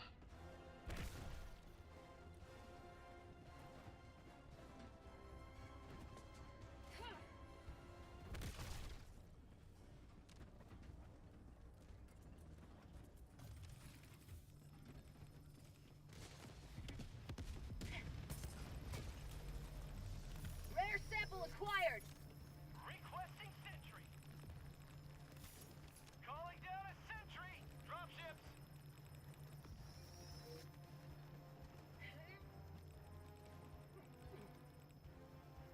Objective located. Sample. Rare sample collected! Sample collected! Requesting vehicle.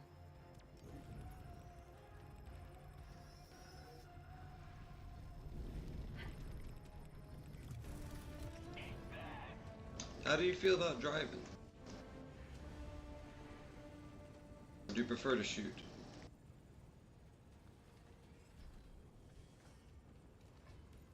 South.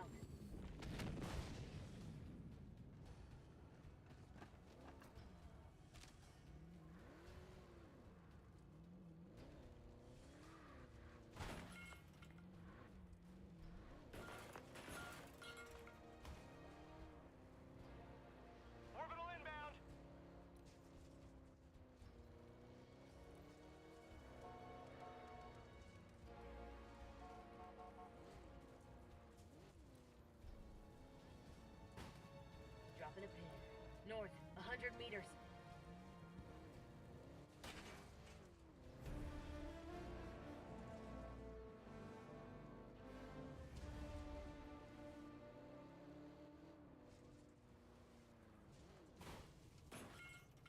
Extraction is available.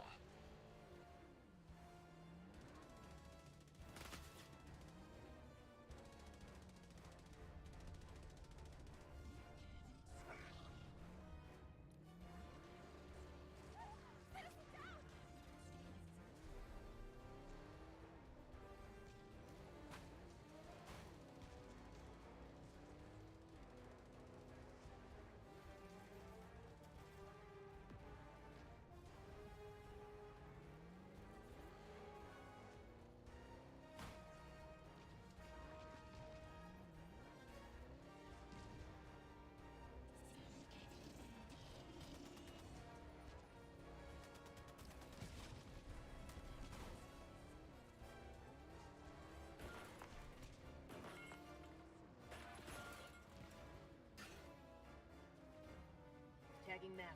Southeast. On my position.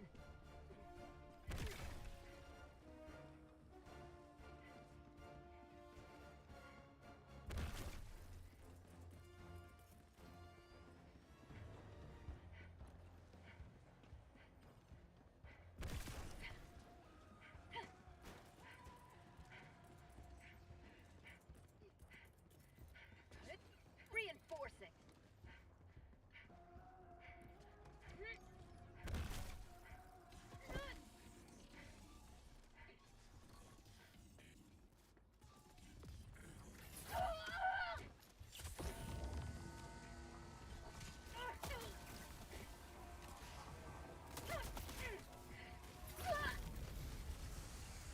Calling in reinforcements!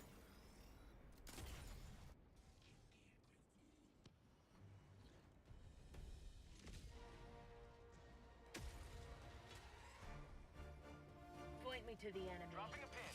Southeast. Far.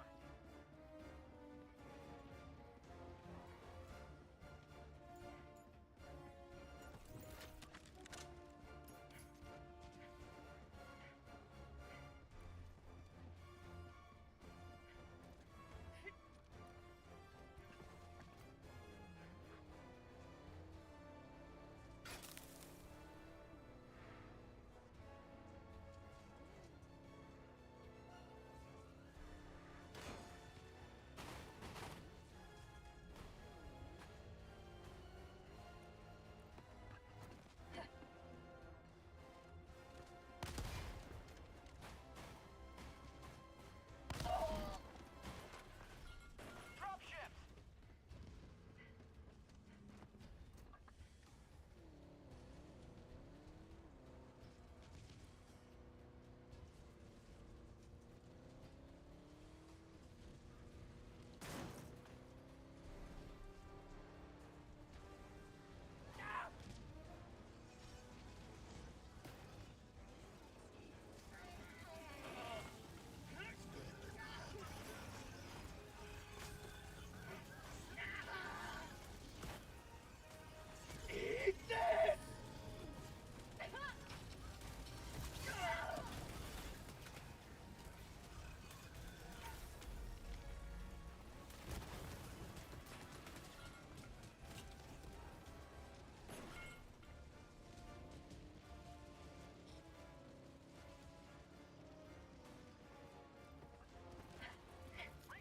Calling in reinforcements.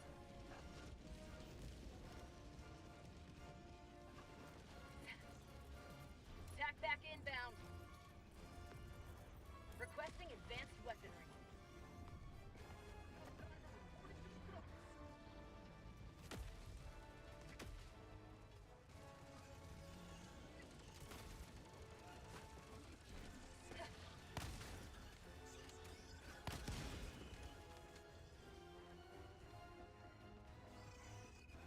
Requesting advanced weaponry! Marking location. Cancel that. We've got equipment. South.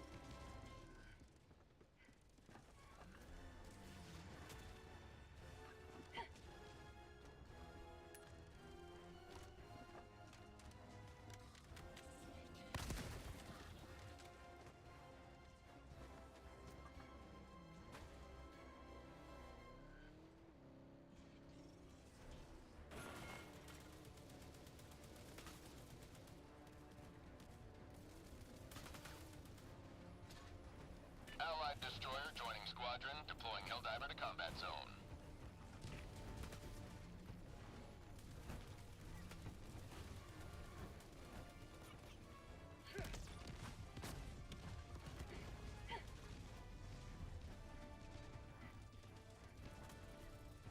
Requesting air support. Calling down a support weapon.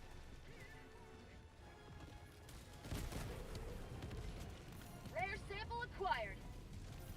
Requesting sentry. Right on target. Dropships. Requesting sentry.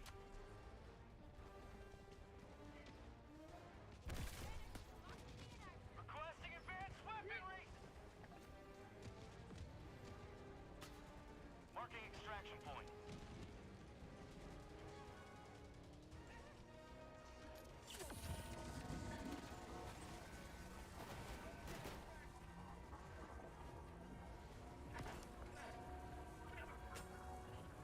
Extraction shuttle inbound. Calling down a sentry.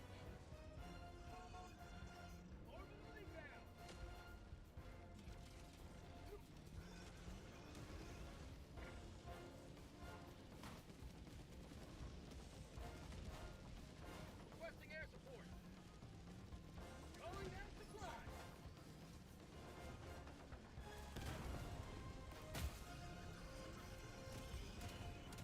ETA, T-minus 1 minute and 30 seconds.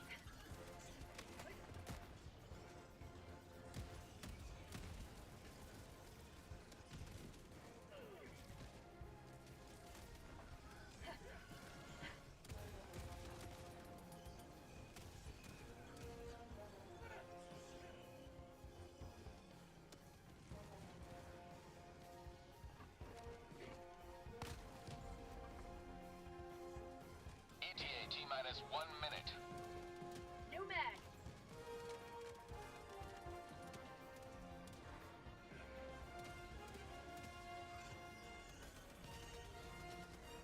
Requesting orbital. Tagging location. East. Heavy. East. Close. New mag.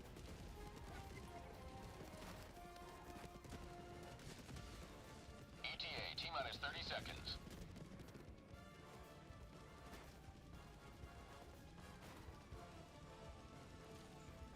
Requesting ETA, T-minus 20 seconds.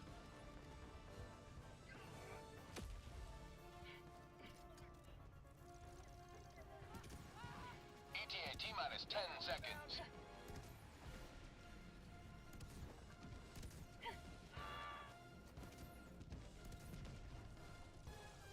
Pelican 1 approaching pickup.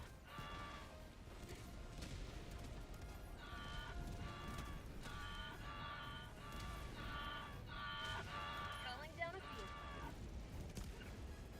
Calling down a support weapon. Requesting advanced weaponry. Calling down a sentry. Have a taste of democracy. Requesting orbital.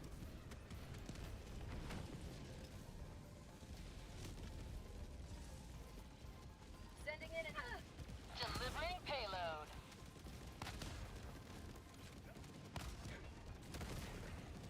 Prosperity. Last reload. Eagle 1 returning to destroyer for resupply.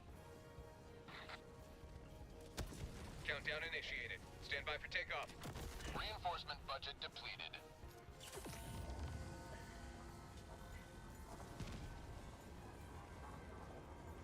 Extraction complete.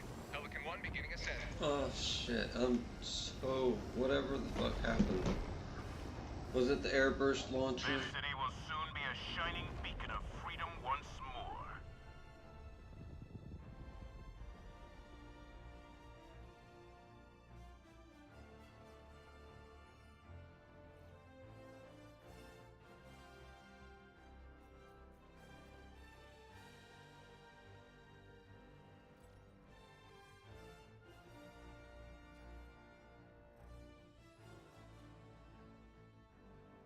Good games. So sorry about that last one.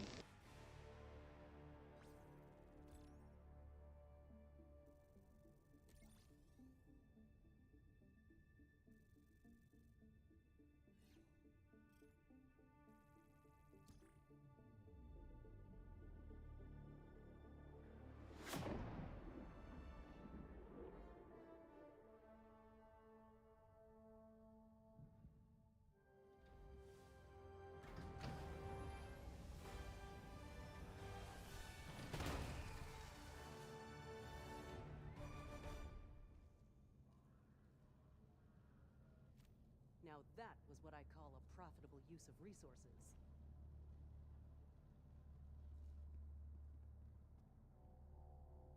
Allied destroyer has left squadron.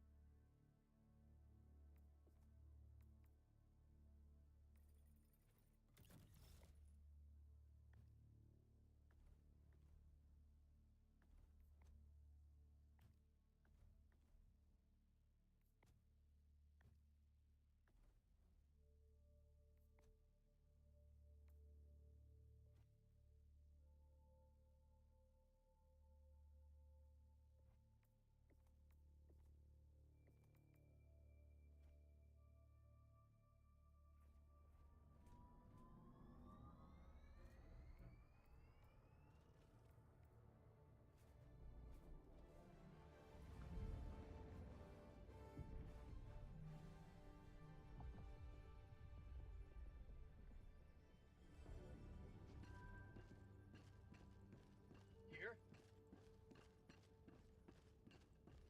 What about here?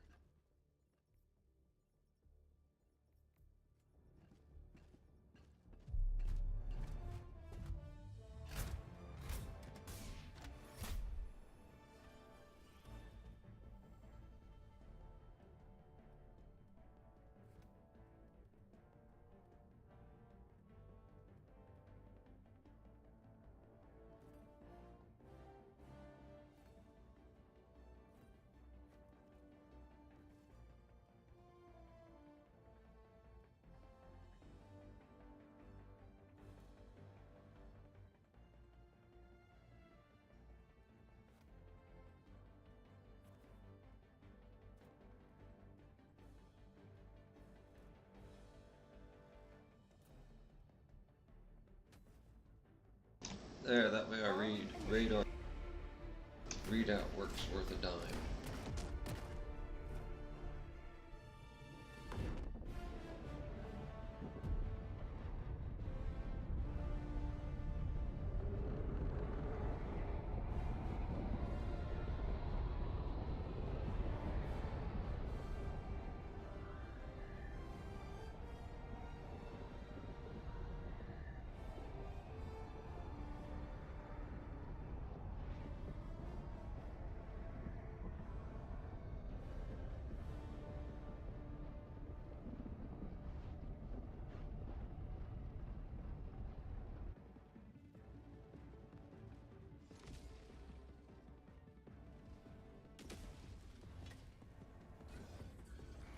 Our enemy would turn this city into a conurbation of tyranny. Do not let them.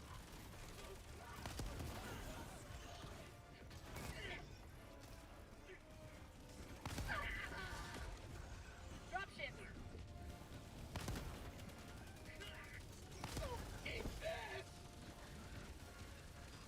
Engaging terminal!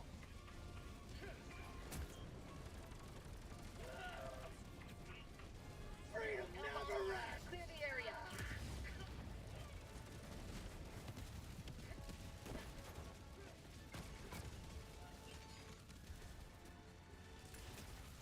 Objective critical stratagem available. Support weapon.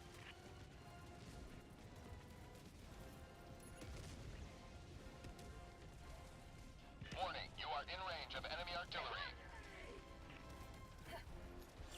My life for super art! Warning, you are in range of enemy artillery. Freedom never sleeps!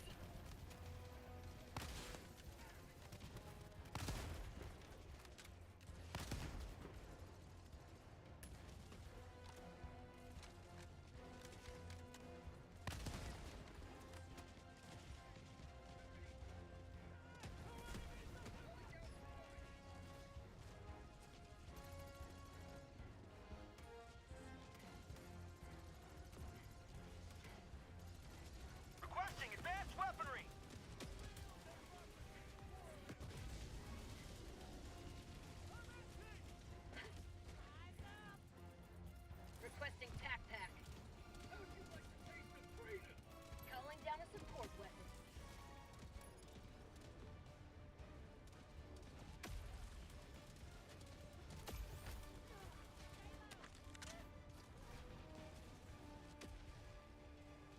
We've got Never mind.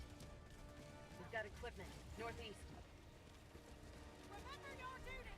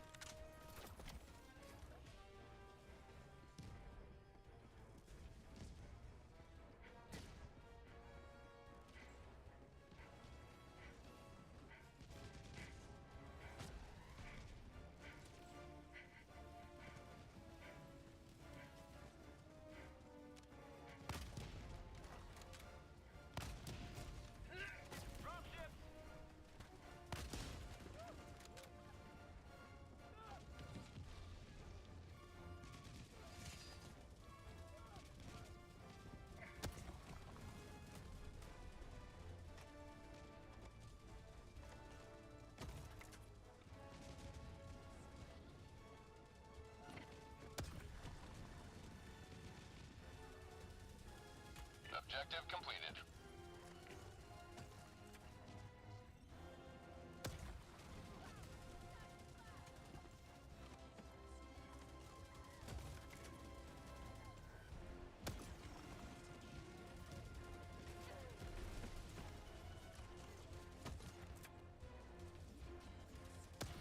Democracy in action! Not today, freak! I need a team reload. Strength in numbers.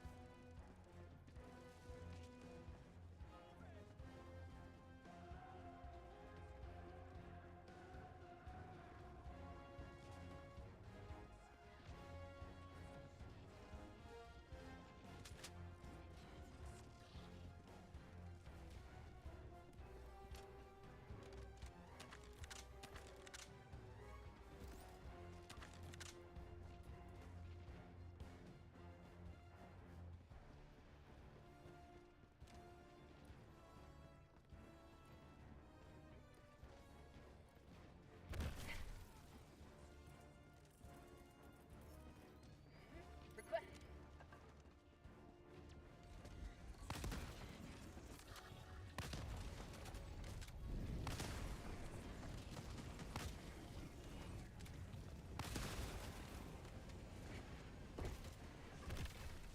Found something.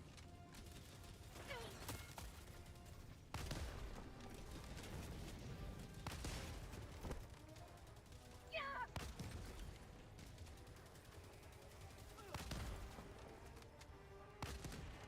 Flames of justice!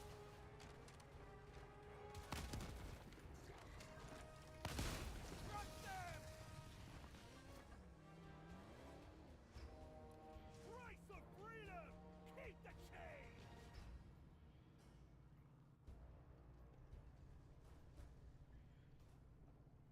Sending in an eagle.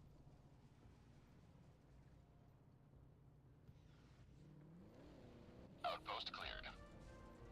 There was glare on the screen because the sun's coming up. There was glare on the screen because the sun's coming up. Dropships. Ooh.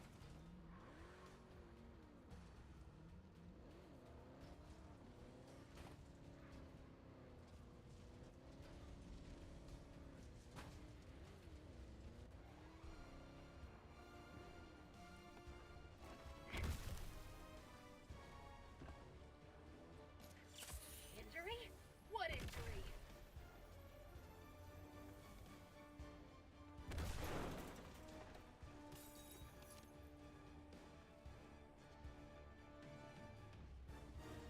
Outpost cleared. Marking location. It let me in, but it won't let me take the things.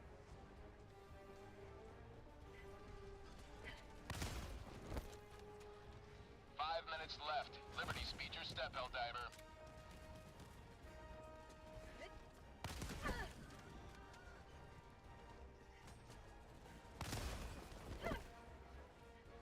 No mag. Anybody want to hit a vault real quick?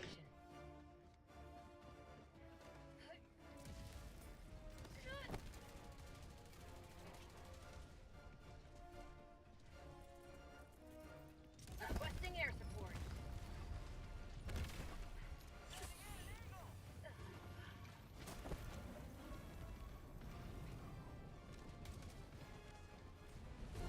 Freedom has prevailed. Now head to the extraction point.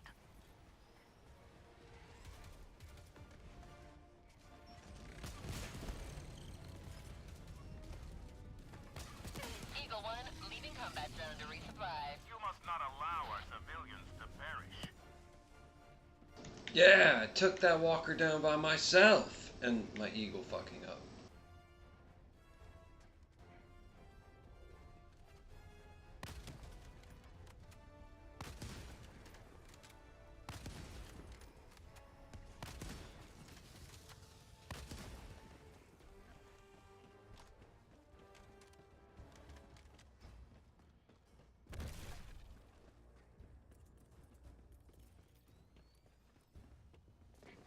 Reinforcing.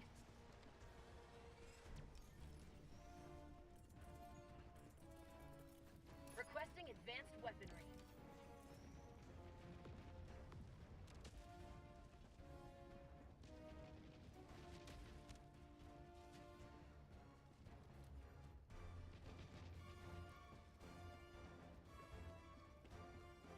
Calling in a hell Marking bomb. location.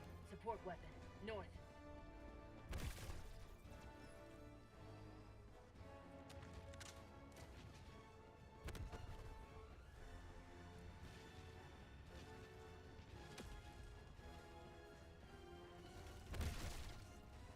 Engaging terminal.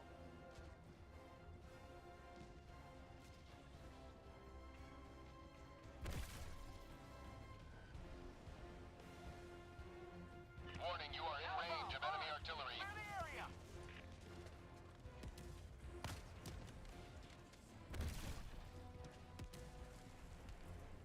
Warning, you are in range of enemy artillery.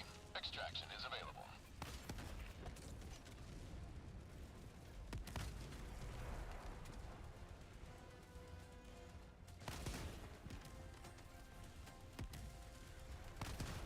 Warning, you are in range of enemy artillery.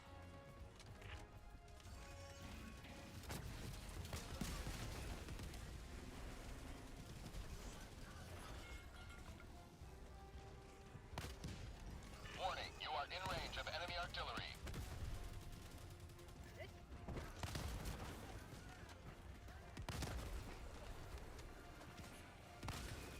Warning, you are in range of enemy artillery.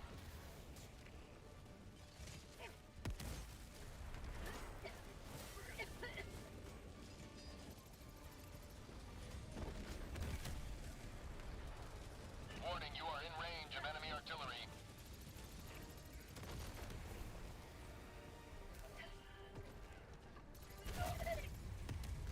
Warning, you are in Guess range I'm not of allowed enemy to artillery. teleport.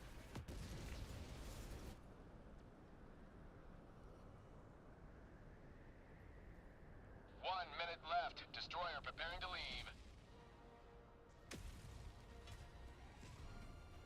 Reporting to the front.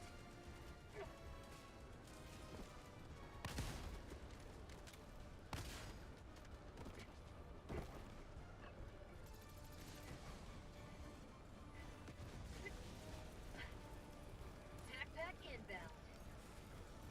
Calling down a support weapon.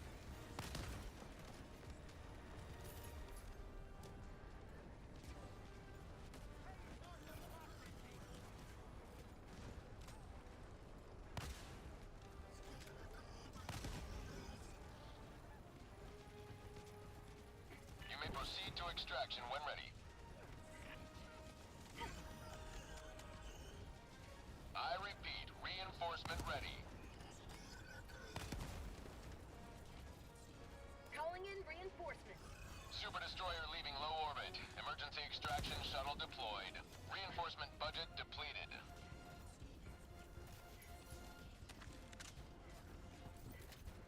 Warning, you are in range of enemy artillery. Grabbed your samples, sorry.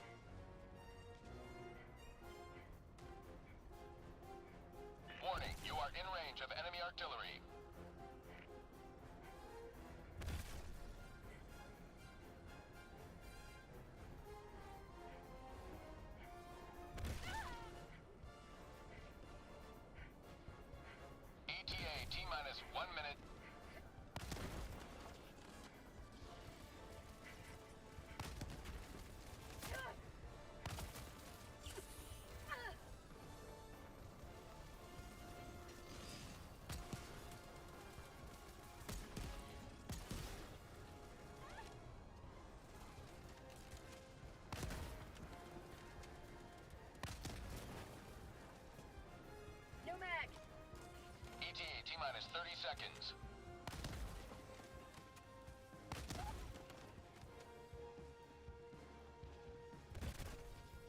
ETA T-minus 20 seconds.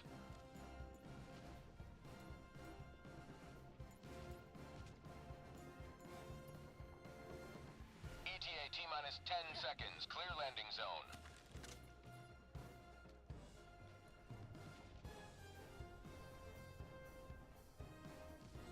Pelican 1 arriving at coordinates.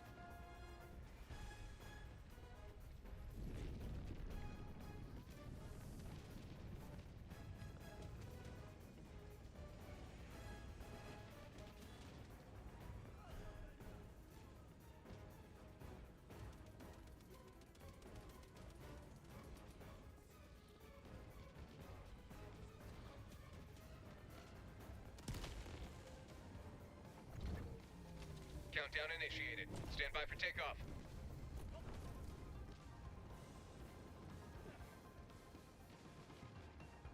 Extraction complete. Pelican 1 beginning ascent.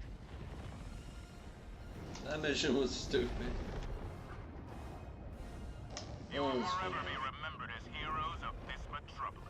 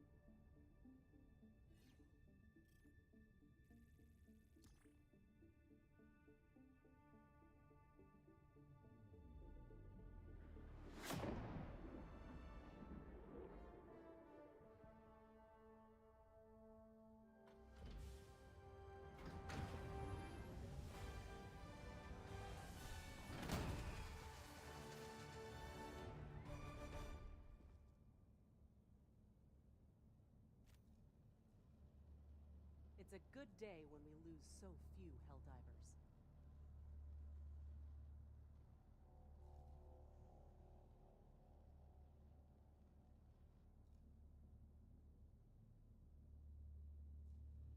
Mission coordinates locked. Always good to Hellpods have Prime. another hero on board. Engaging orbital thrusters.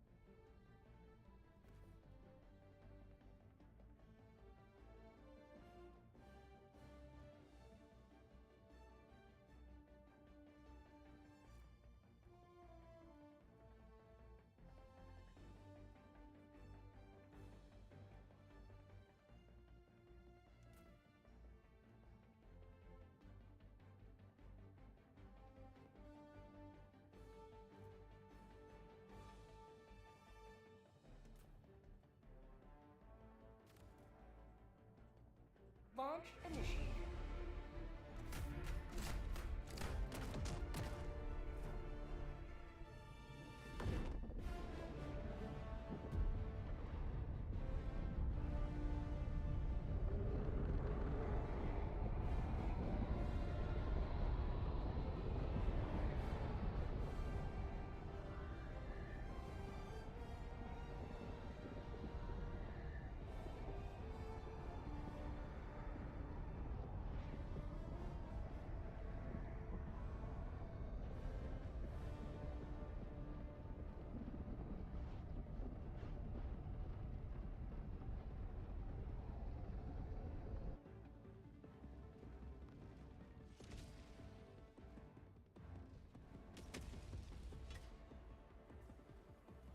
We shall fight in the streets.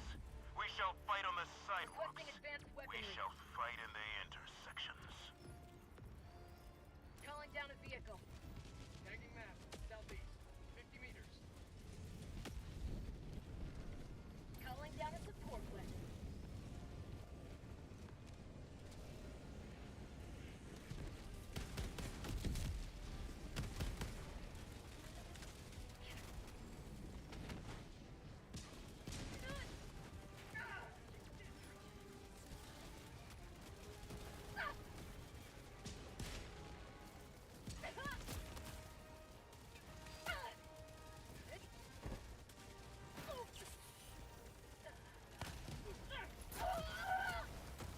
Sweet liberty! My arm!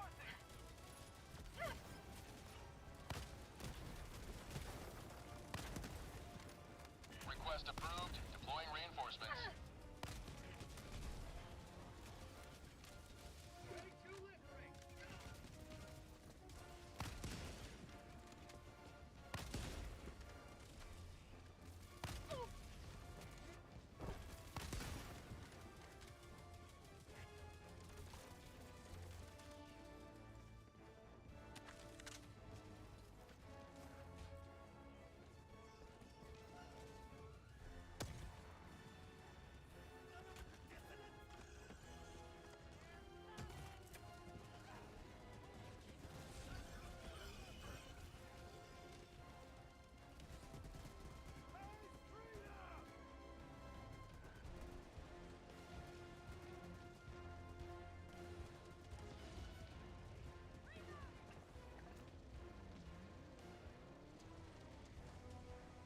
Objective critical stratagem available.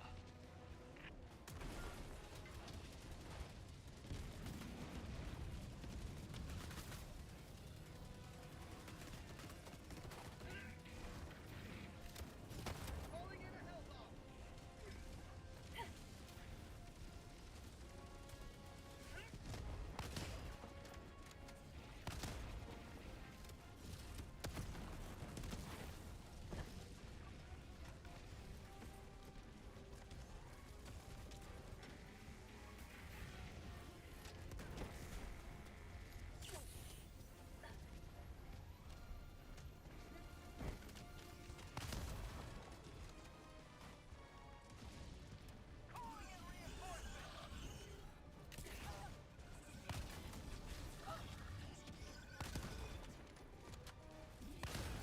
Objective critical stratagem available.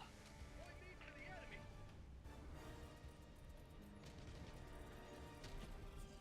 Calling in a hell bomb.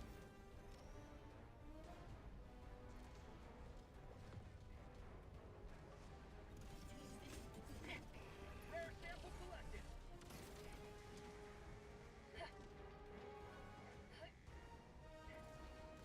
I got the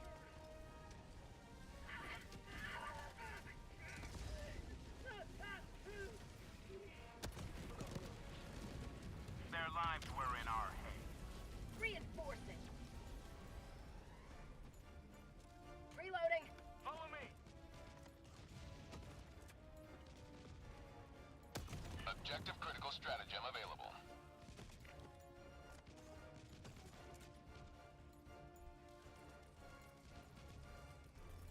Calling in a hell bomb.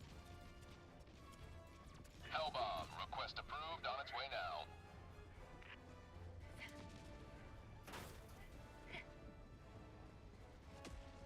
weapon.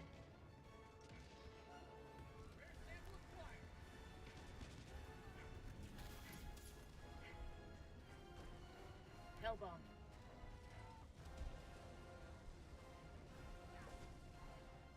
I got the terminal. Hellbomb armed. Clear the area.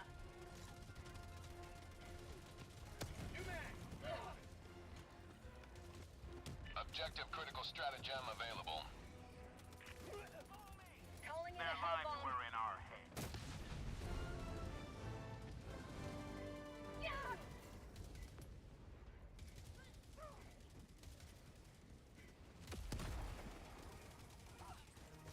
Engaging terminal. Hellbomb armed. Clear the area.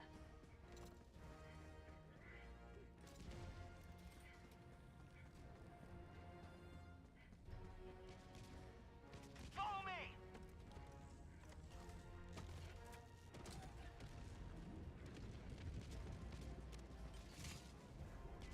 Sending in an eagle! Throwing supply beacon! Bring it on!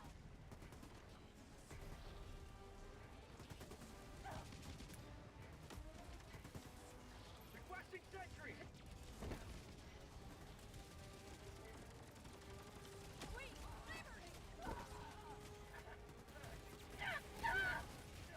Not today!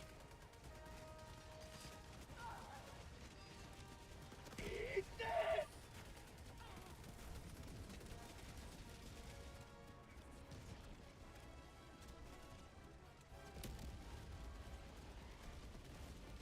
Blast them back where they came from! Woo! Over there! Over there!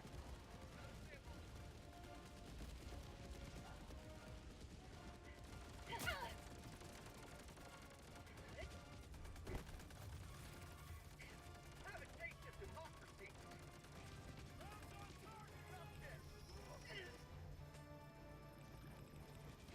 Calling down a sentry! Calling down a sentry. Requesting tac pack. Requesting advanced weaponry. New mag!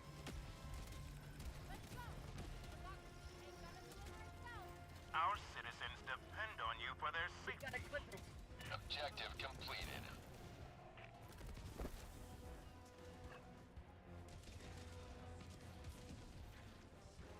Sweet freedom! The Helldivers will make them pay.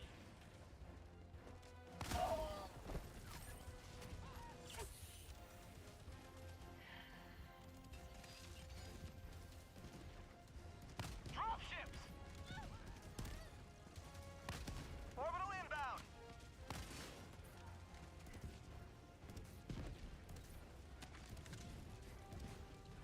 Requesting air support!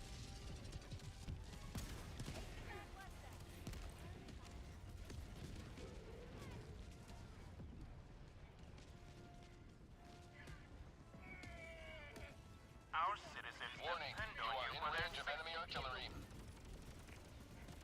Calling down a support weapon. Found something!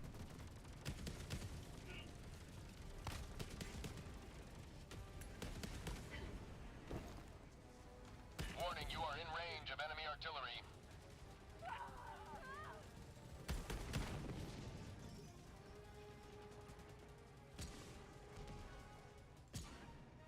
I'm out! Warning, you are in range of enemy artillery.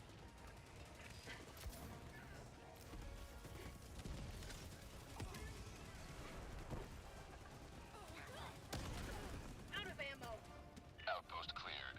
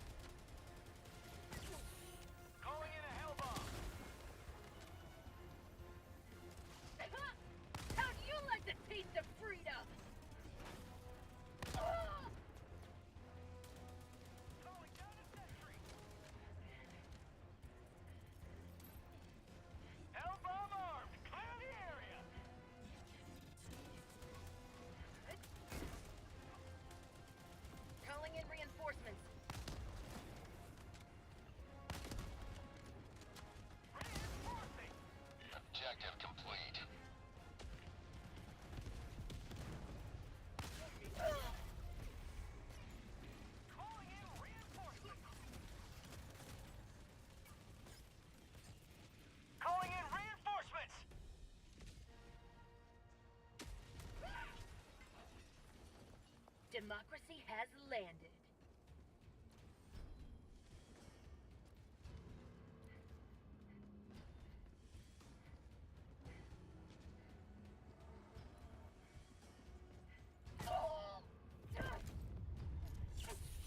Requesting orbital.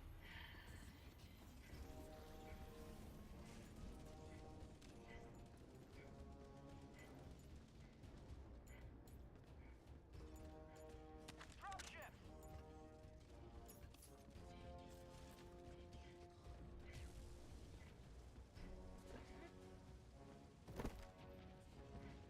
Objective complete.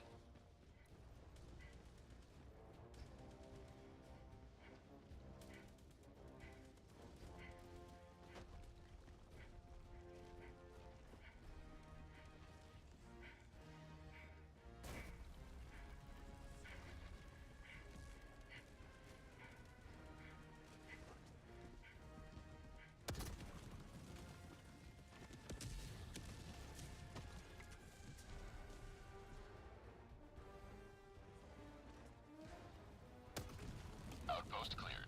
Reloading.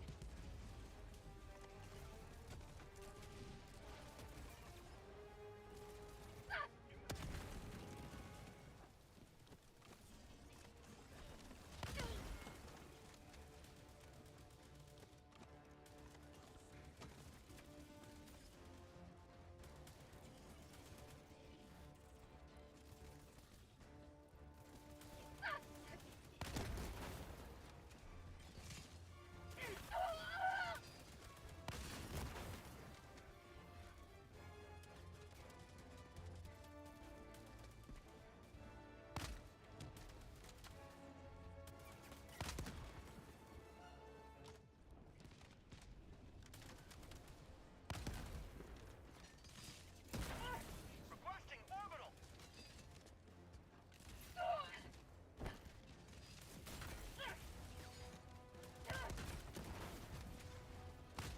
Requesting air support.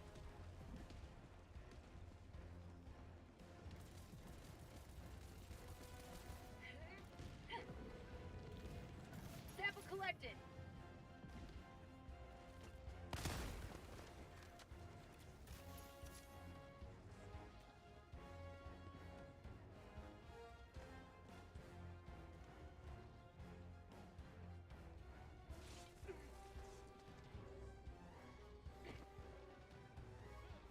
Calling in a hell bomb.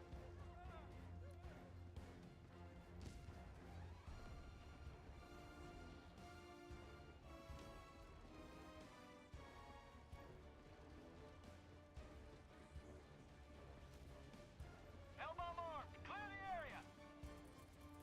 Reinforcing.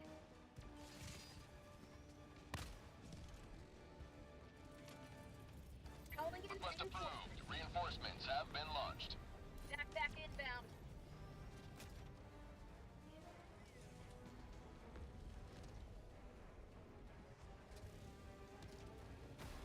Dropping a pin. Southwest. 100 meters.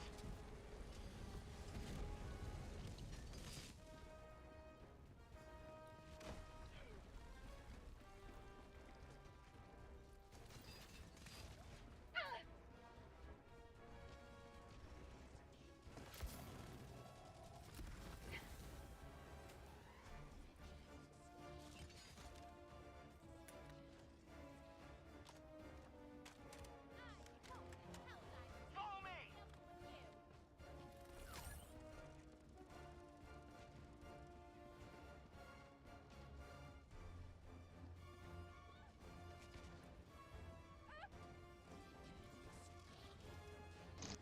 Whoa, the tank despawned before I could shoot it. That was crazy.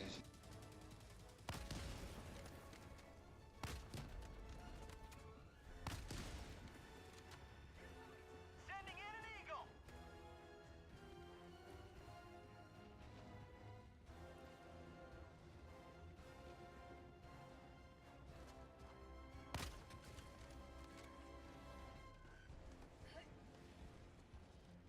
To the sky.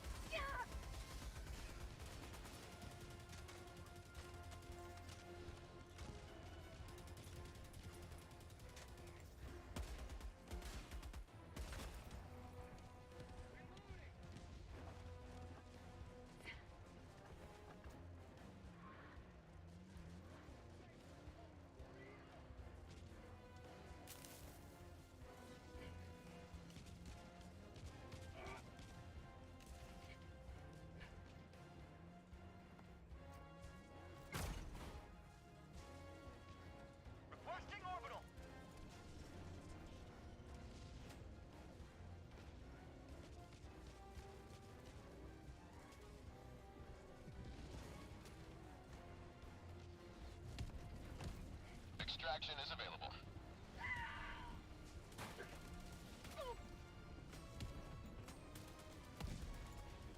You must not allow our civilians to perish.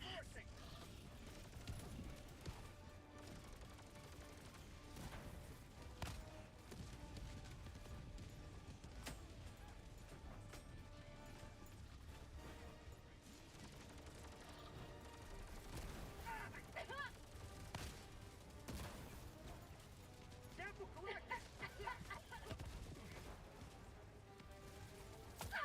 Mag's empty. New mag.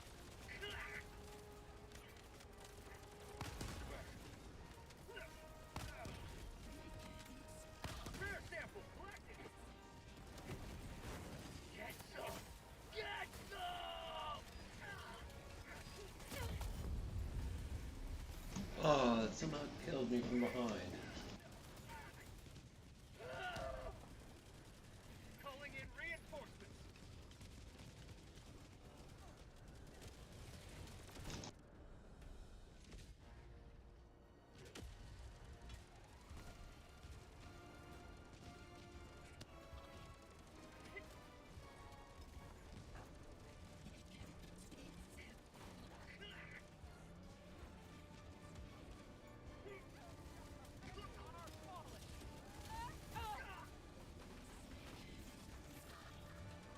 Tagging map. North. 300 meters.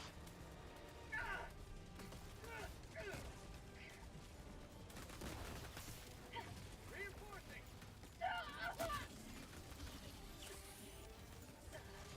Request approved. Deploying reinforcements.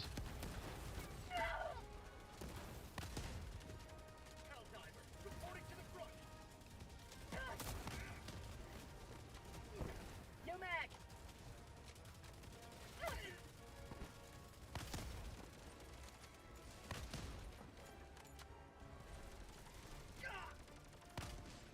Have a taste of democracy!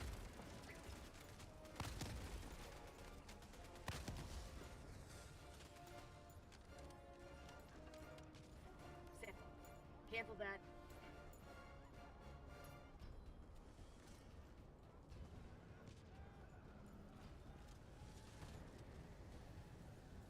I need a team reload! Got a sample. Sample. Calling down a sentry. Run! Run! To the skies.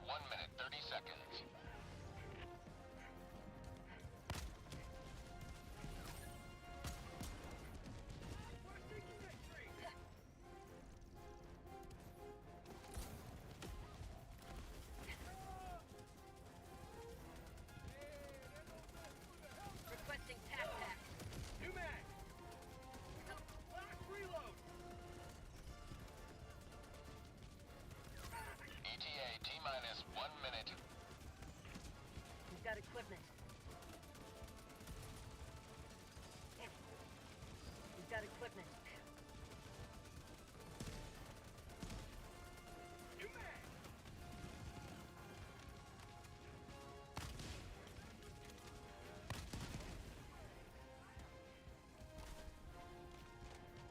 We've got equipment. Support weapon. ETA T-minus 30 seconds. Requesting advanced weaponry.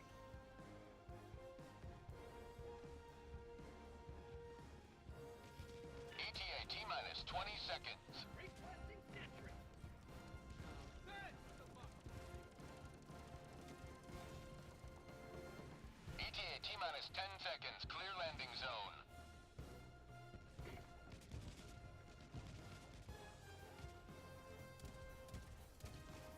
Calling down supplies. Requesting vehicle. Calling down a sentry! That's democracy! You pay the price!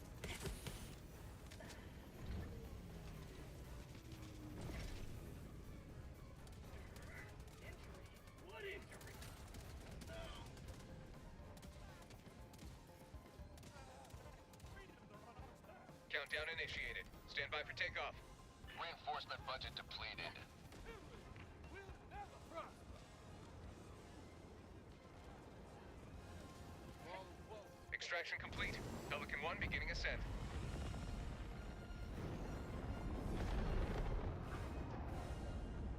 You have maintained our way of life.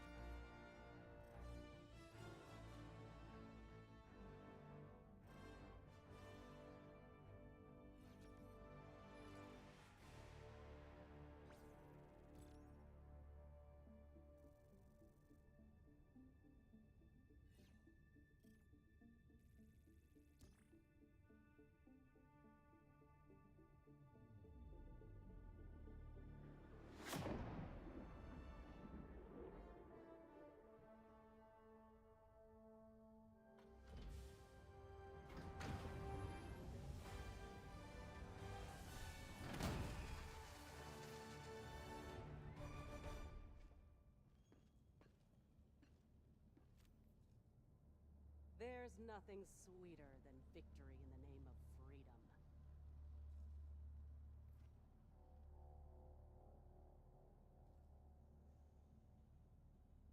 Always good to have another hero on board.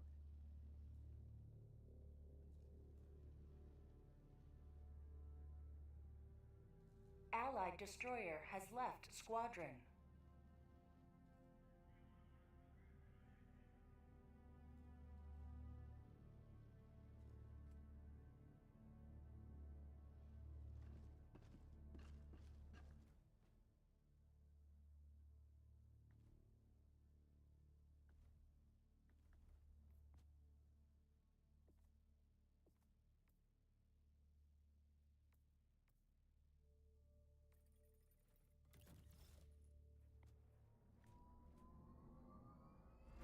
Hellpods primed.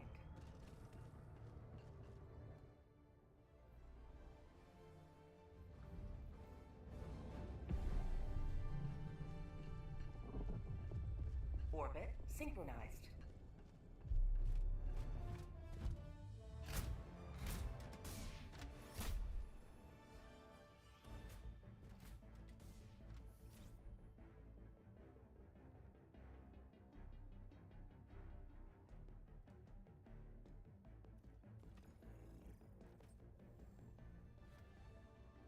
Allied destroyer has joined squadron.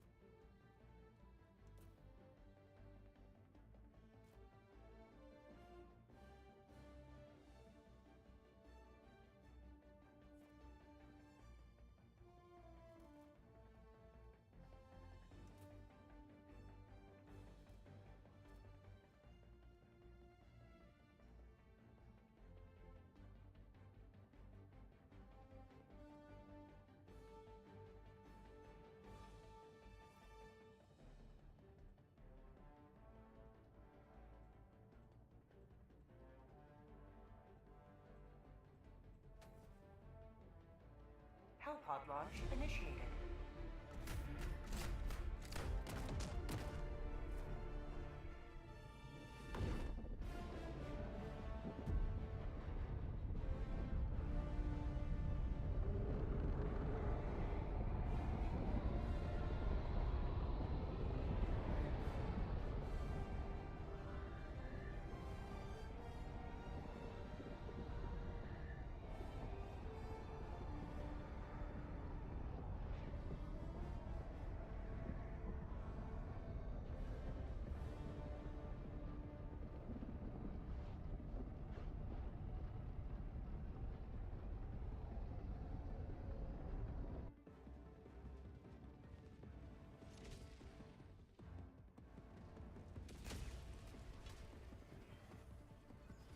The enemy has corrupted our metropolis long enough. We must take it back. Calling down a support weapon. Drop ships. Reporting to the front. Requesting sentry.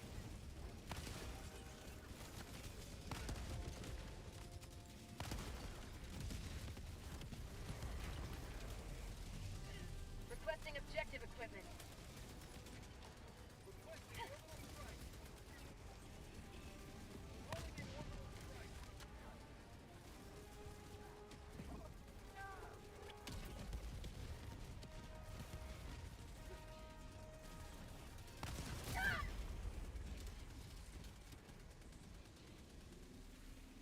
Damn, the other turret shot me after I destroyed the one.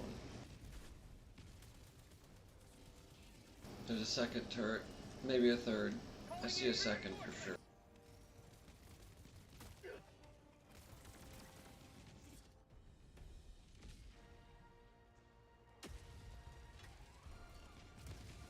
Ready to liberate.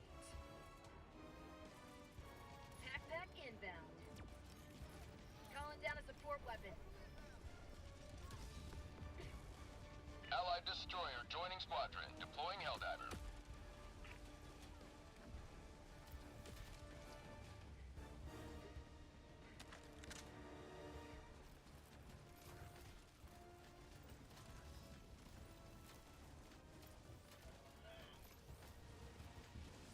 Requesting advanced weaponry. Package acquired.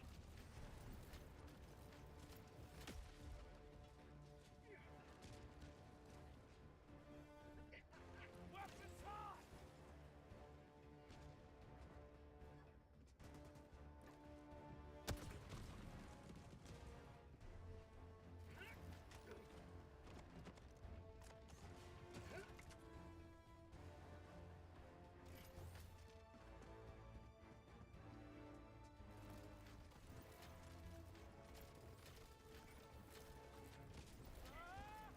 Dropping package.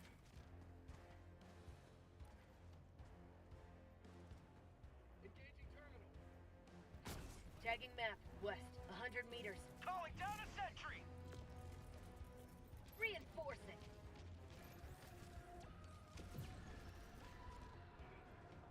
I got the terminal. Reinforcing.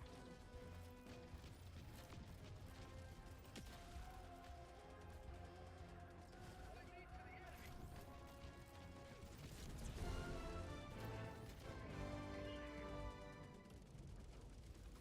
Dropping a pin. West. 100 meters.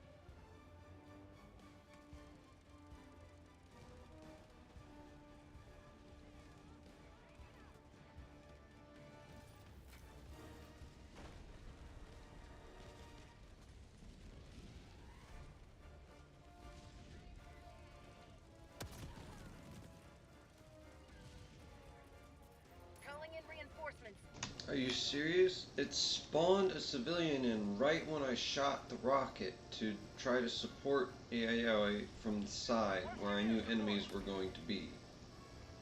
Are you fucking kidding me?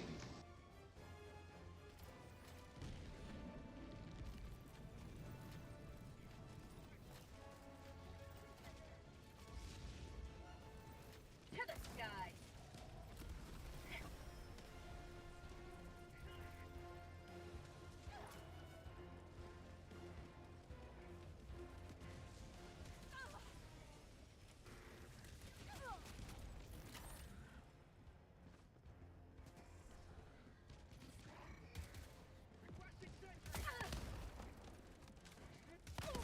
Tagging map. Southwest. 200 meters.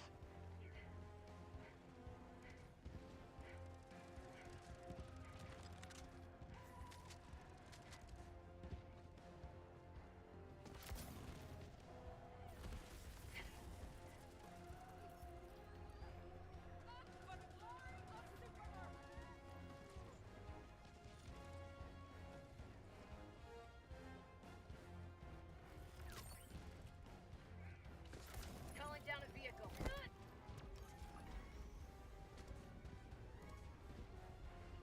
Requesting fortification.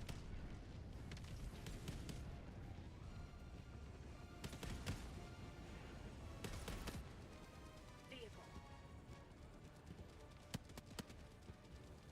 Dropping a pin.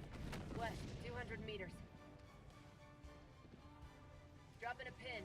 South, 200 meters.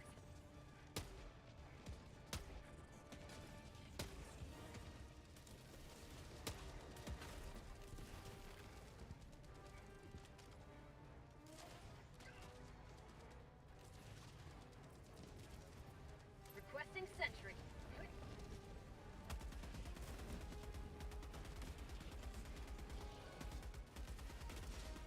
Dropping a pin. Northwest. 200 meters. Reloaded.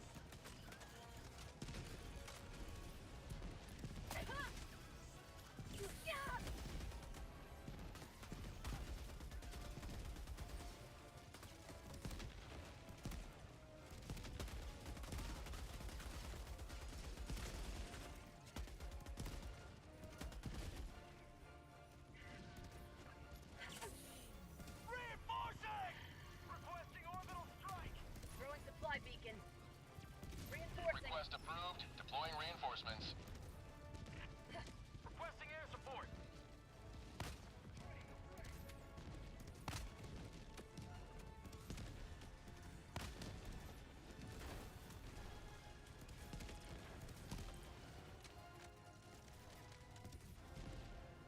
Vehicle. You must not allow our civilians to perish. Orbital inbound. Requesting sentry. Have a taste of democracy! Sending in an eagle. Activating jump pack. Support weapon.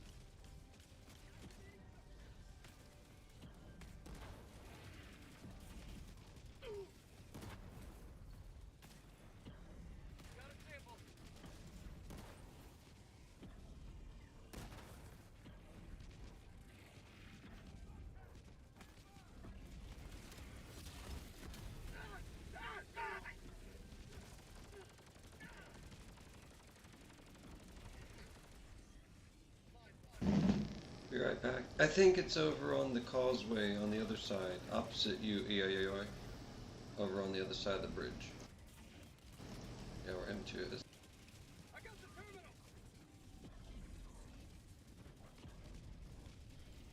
Drop ships.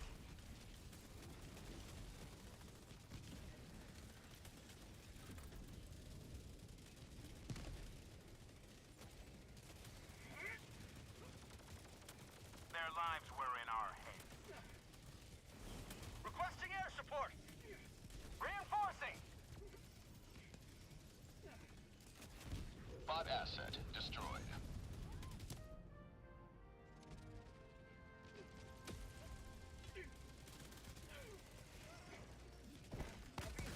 South, 100 meters.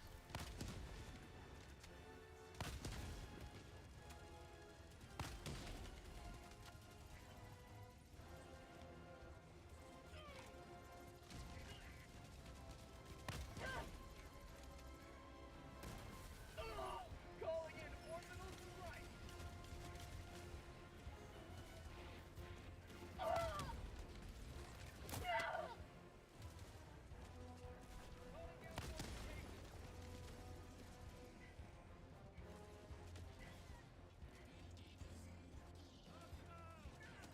Calling down a sentry.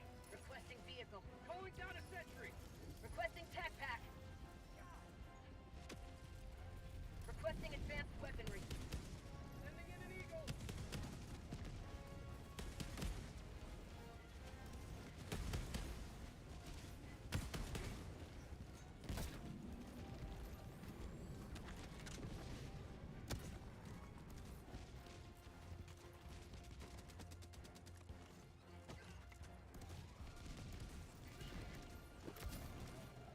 Objective critical stratagem available.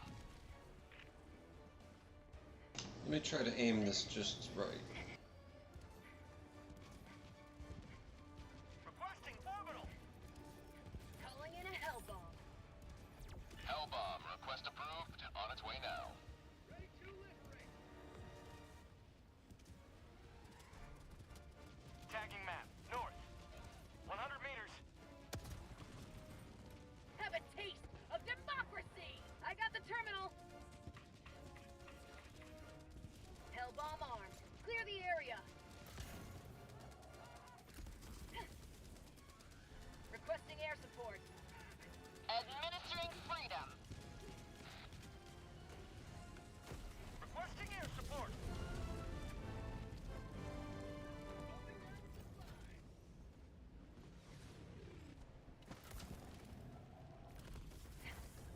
Tagging location. Vehicle.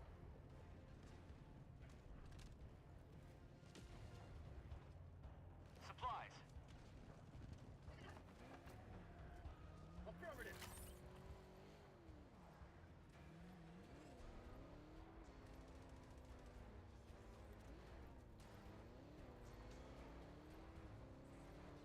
Requesting air support.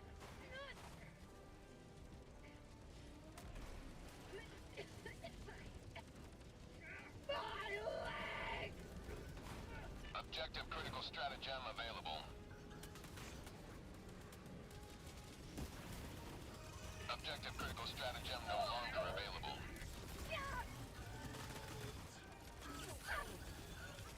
Activating jump. Requesting orbital strike. Liberty save me! Calling down a sentry. Sending in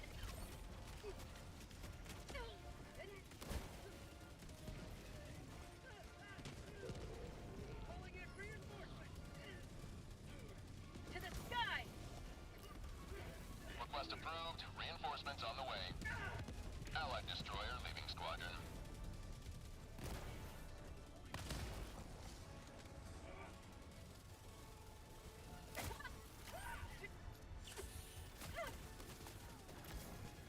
Objective critical stratagem available. Liberty save me!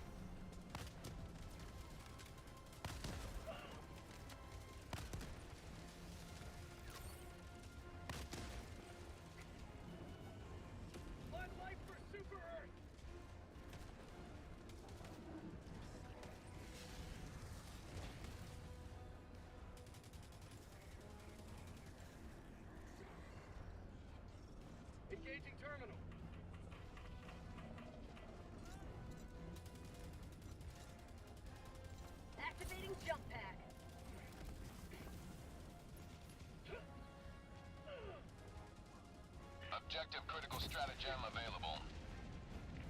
Objective critical stratagem no longer available.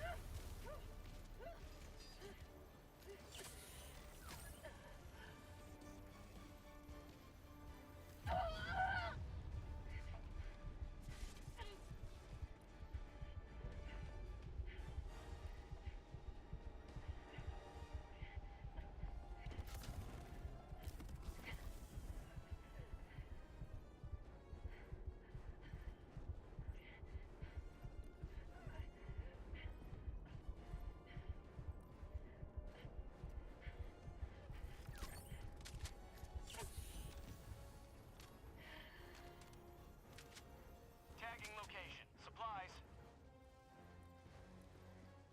Activating jump pack.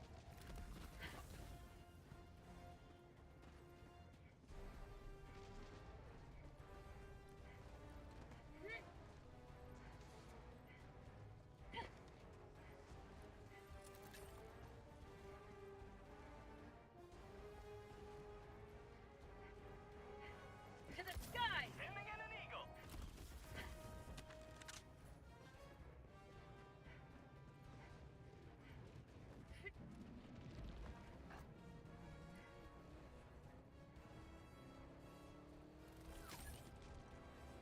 Calling in orbital strike.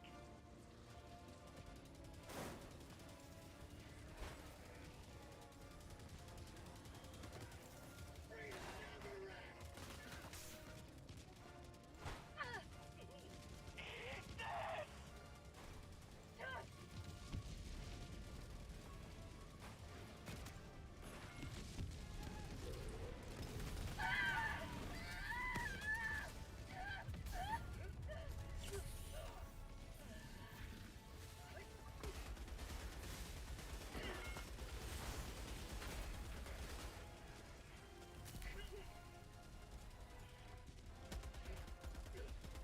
Eat this!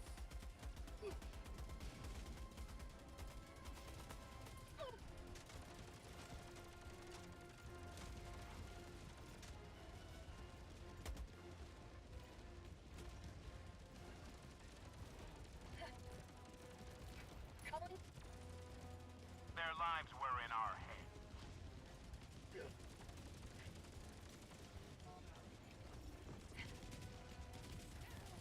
Reinforcing.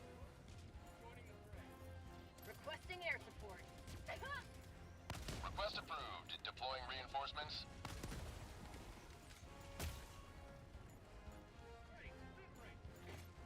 Activating jump pack. Weapons hot! Rounds on target! Sending in an eagle.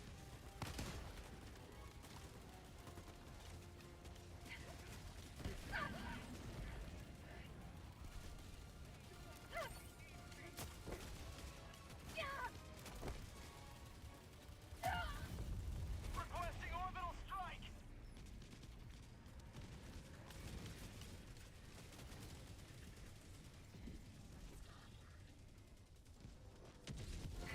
Another step towards galactic liberation. You may extract when ready. Dang, it got us all at once. Request approved. Reinforcements have been launched. Got us all at once. Requesting sentry.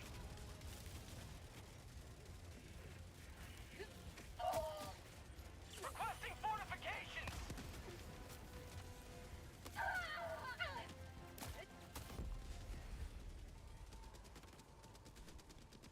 This is absolutely fucking bullshit. Ridiculous. Dropships. My leg! Bots, northeast, 50 meters. Reinforcing. Sending in an eagle. Requesting advanced weaponry. Calling in orbital strike.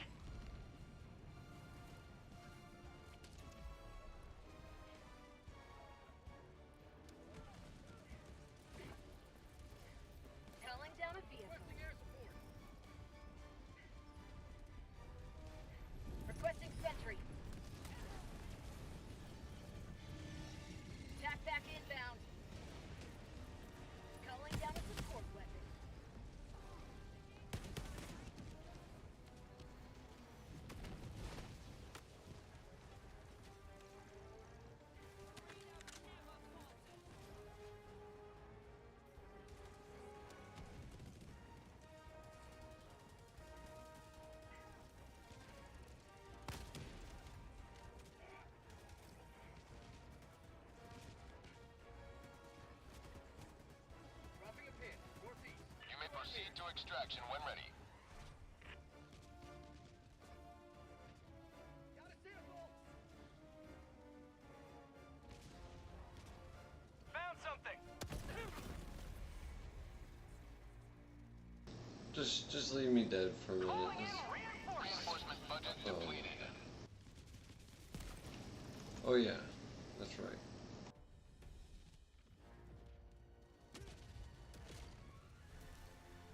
Joining the fray.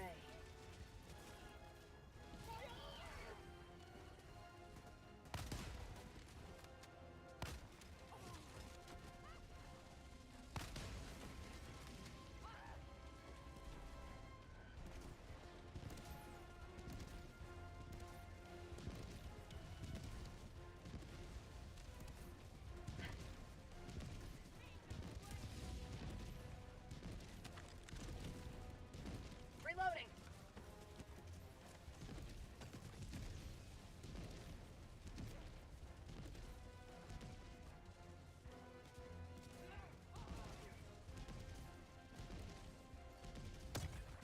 Dropships!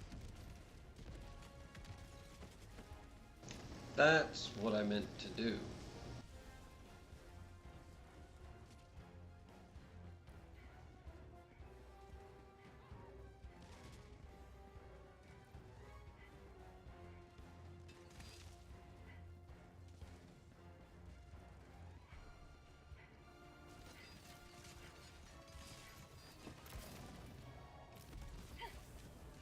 Bot outpost!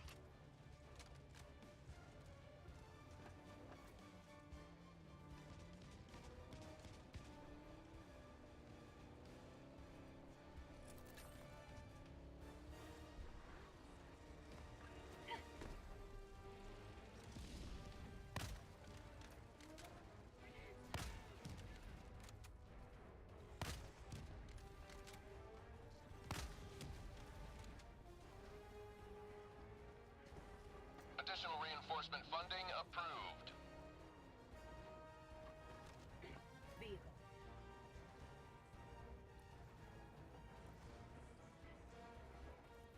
Throwing supply beacon! Sample. Sample. Supplies.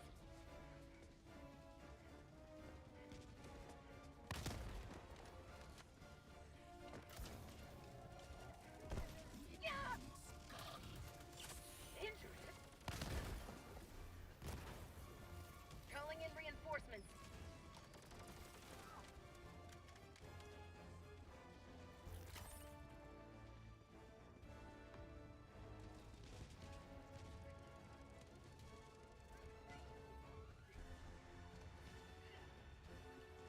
Rare sample acquired. Sending in an eagle!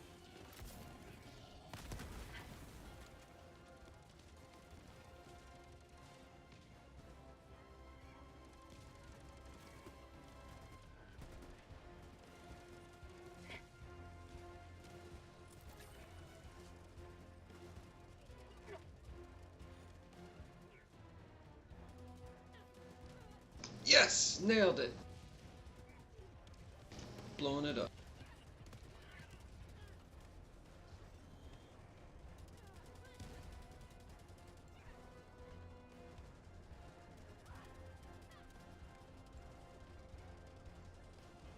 Dropships!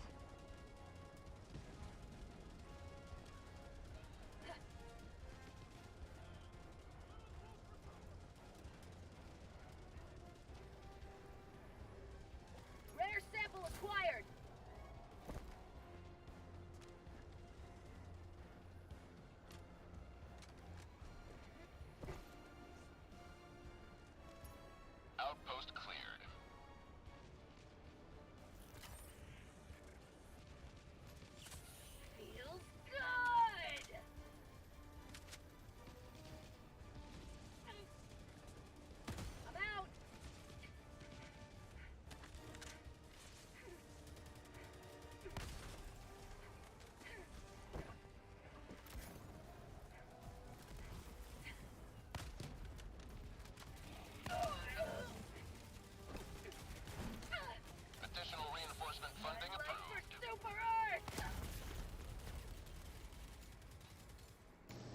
yay, yay, yay, yay.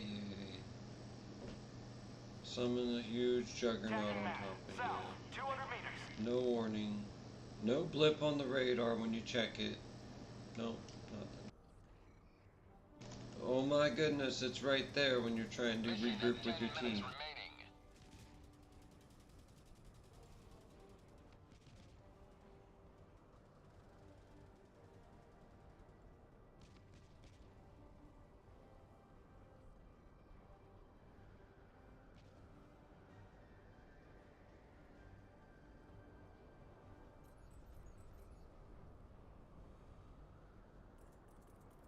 Reinforcing.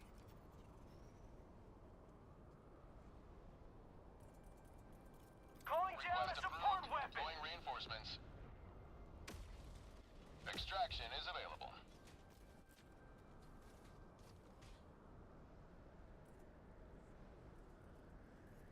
Requesting advanced weaponry.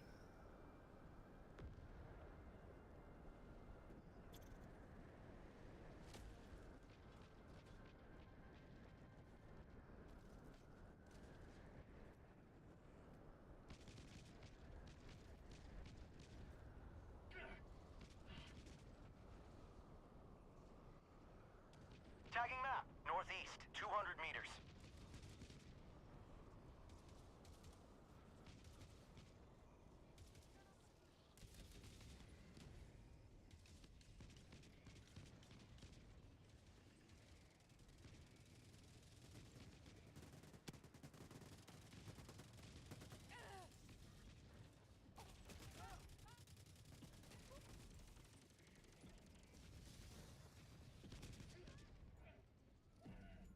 Follow me!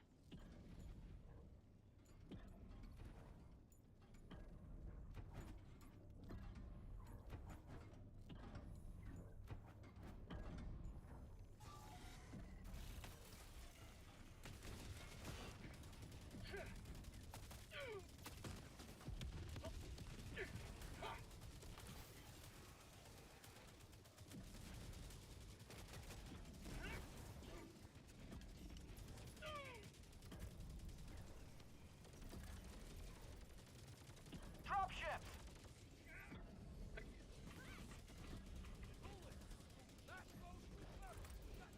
Out of stims! Engaging terminal. Additional reinforcement funding approved.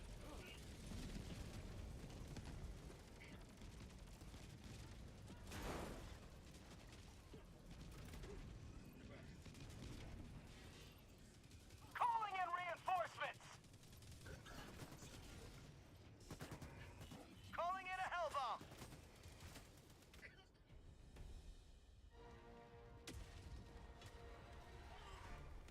Ready to liberate.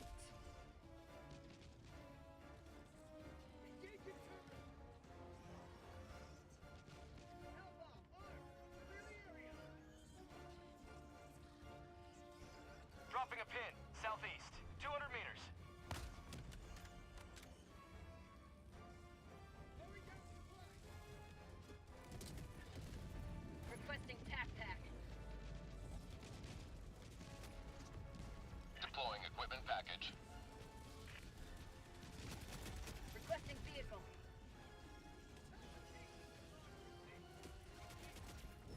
Requesting air support. Keep liberty.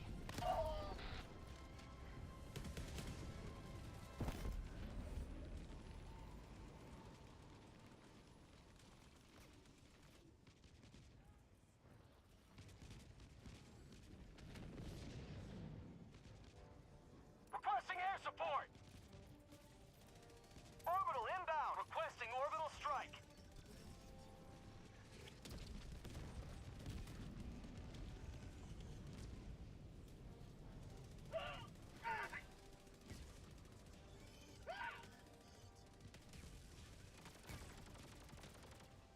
Outpost destroyed. That's called democracy. Tagging map, west, 50 meters. Dropping a pin, northwest, 50 meters.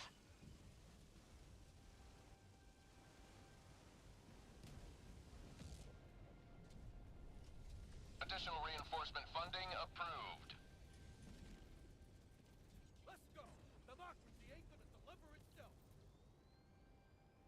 Calling in extraction. Calling down a sentry. 5 minutes left. We can't stay this low much longer, Helldiver. Calling in Extraction request reinforcements. confirmed. Shuttle inbound.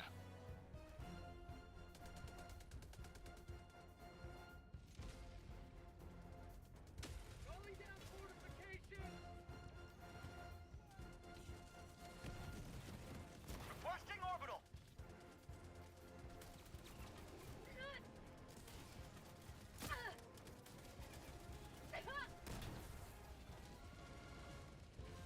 ETA T-minus 1 minute, 30 seconds.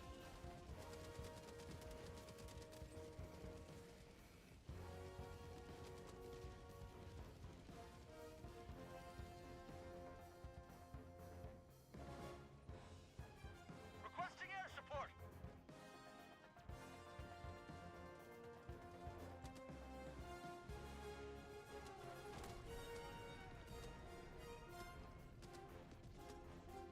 ETA T-minus 1 minute.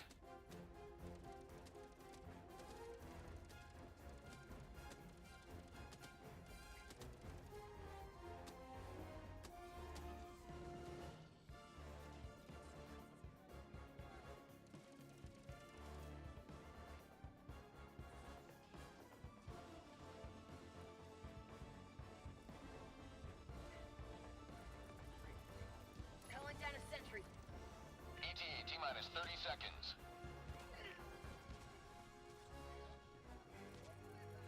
Requesting advanced weaponry. ETA T-minus 20 seconds.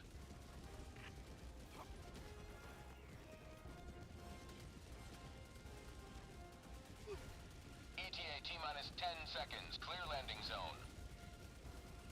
How'd you like a taste of freedom? For prosperity. This is Pelican 1. I have visual on the extraction zone. Funding approved. Sending in an eagle. Delivering payload.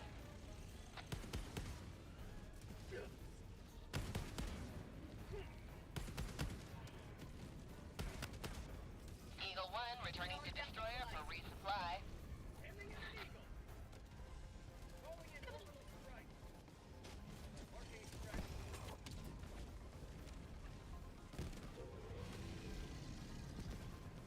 Pelican 1 preparing to depart. Shuttle launch in 20 seconds. Feels good.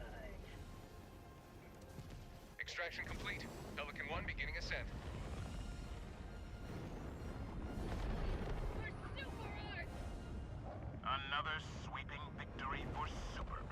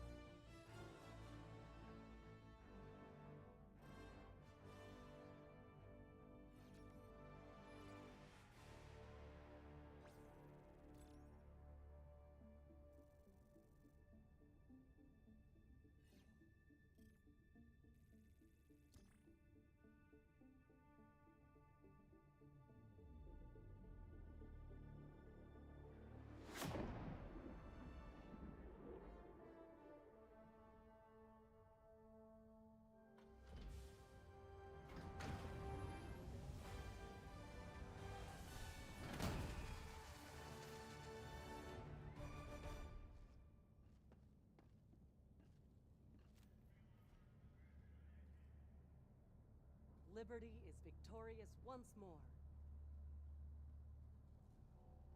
Helldiver, glad to have you on board.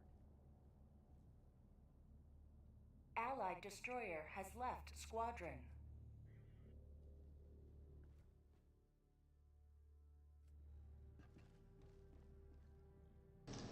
Good games. I better head out here. Sorry about that. Ugh, I hate socialism.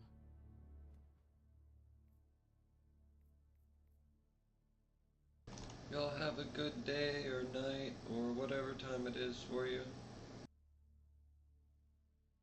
See you next time.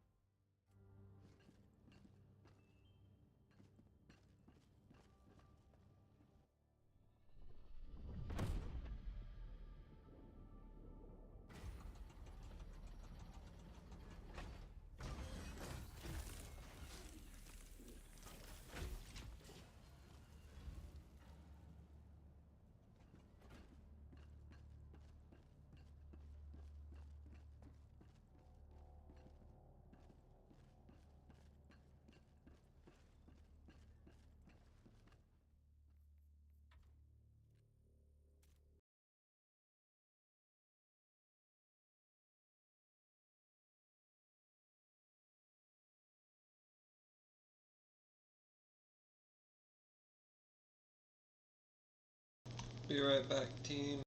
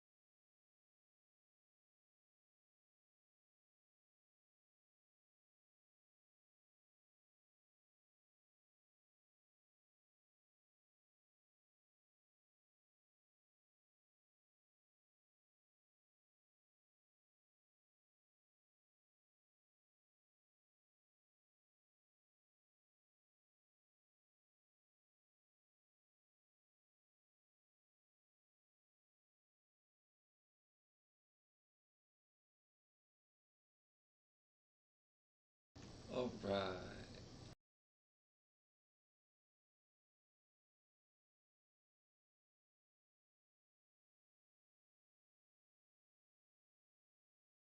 Gotta get potato and water and a few other things.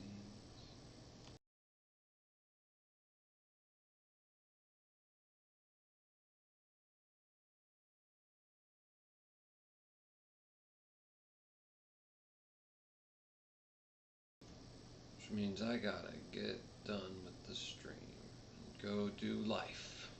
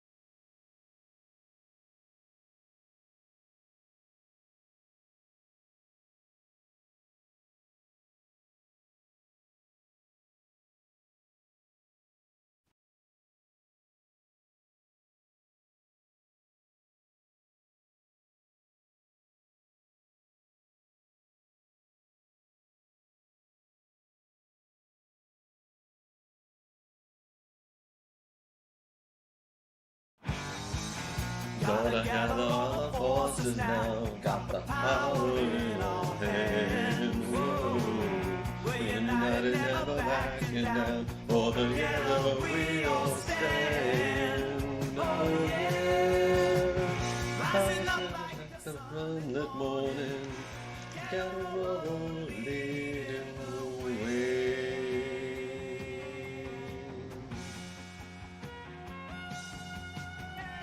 Get her rose calling, flying through the sky. Get her rose calling, danger, say goodbye. Leave of forces lurking in the shadows, can't escape the Getter's might. Oh no, when you thought you'd take battle on, for justice we unite. Yes we do.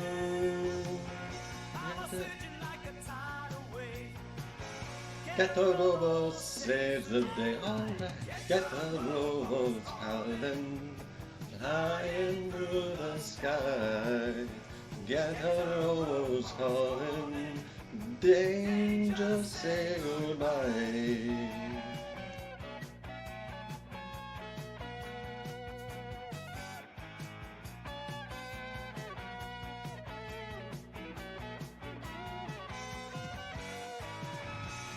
Against the dark we'll ride the light, together with Get Her we'll win the fight. In the robots in our hearts, we're the heroes, play our part. Get the robots calling, flying through the sky. Get the robots calling, danger, say goodbye.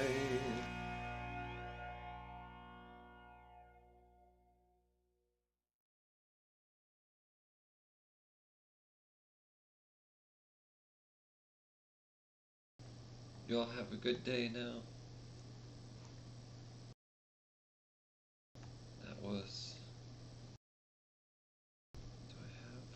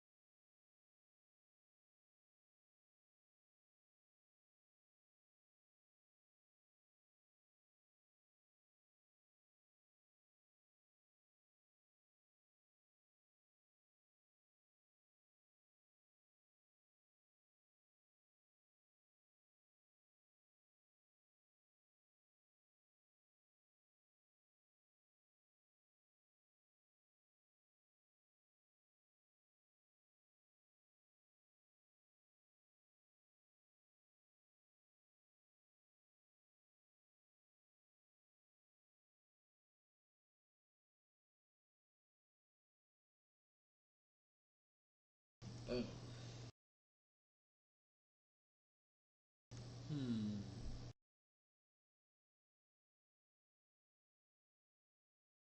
I almost want to keep streaming for y'all. I gotta start getting ready. What should I do if I do? Oh yeah, I could totally just talk about what's going on in the RPG at the library.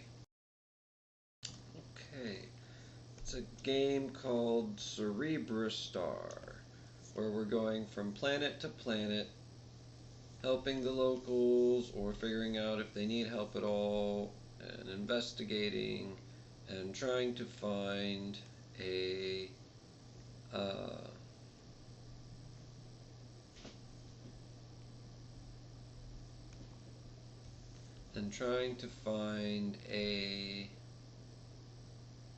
android from a war that was fought very long ago against null creatures. These strange null creatures would infect many different beings by biting or slashing into them sometimes.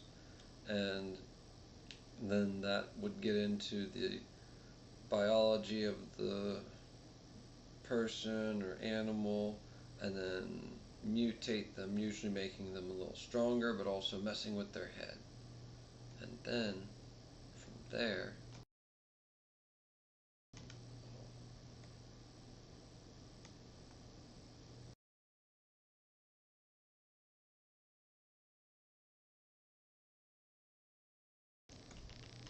the war was fought and won because they deployed androids.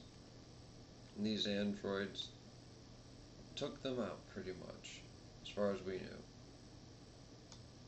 And they fought them all the way out to the edge of the galaxy. And then one ship was left, and it was never fully decommissioned. It was supposed to self-destruct, but it's just kind of out there somewhere.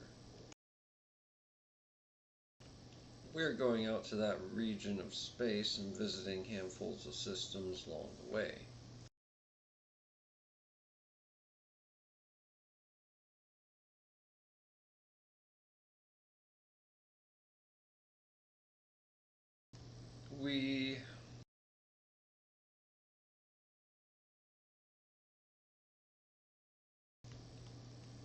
The party is comprised of 3 androids and a tag-along rogue mage who uses a chessboard, and a mercenary soldier who has his own group of, or his own small paramilitary force, and then a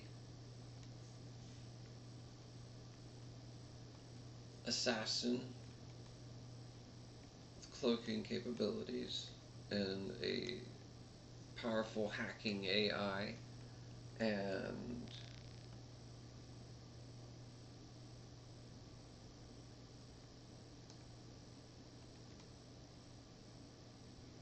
another soldier from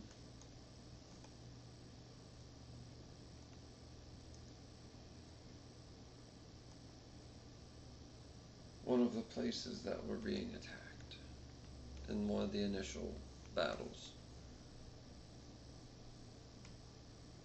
The heroes were brought together at a planet much like Earth, but of its own accord, at the center of its own government or kingdom or empire. One of the centers, at least. And they, on that planet, had let the team know about the android. But then, as they were signing the peace accord, there were unfortunate signs of null creature attacks over in a mountain fortress. However, they were strange. They were different from previous usual null creature attacks. These were null modified machines somehow. And so upon arriving from the ceremony to the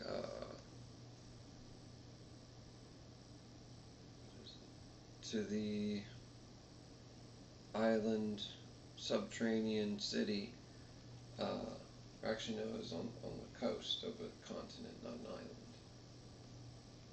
Either way, it was a subterranean city under a mountain, and not only were they under attack by machines that were changed by the null, that looked kind of like the null creatures, but then also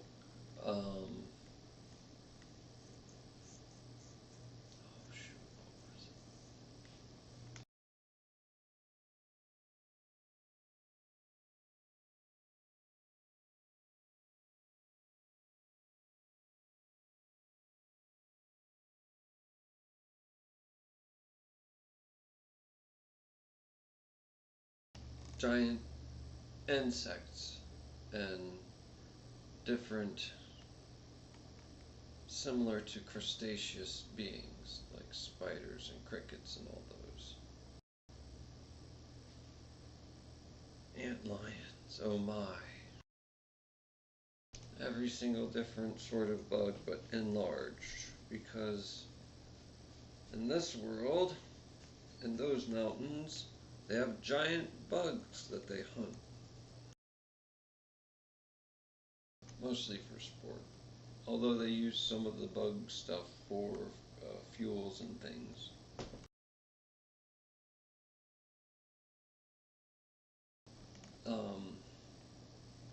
And so, after that conflict had been arrived at by the team, they recruited the rogue mage who was helping defend the city as the attack had happened. And then they immediately ran into the mercenary and the assassin afterwards, who also were helping to defend the city. And then there was another soldier who had been invited along as well to help keep the crew safe and intact. And they fought their way through the bugs, and then they fought machines, and then they could have left off on their mission, but they decided to stick around to help finish clearing out the last of the null machines. Yeah. And so they get down to the bottom of the basement after a difficult but swift encounter with no real damage, thankfully. Going up to the top and then clearing down through 3 levels.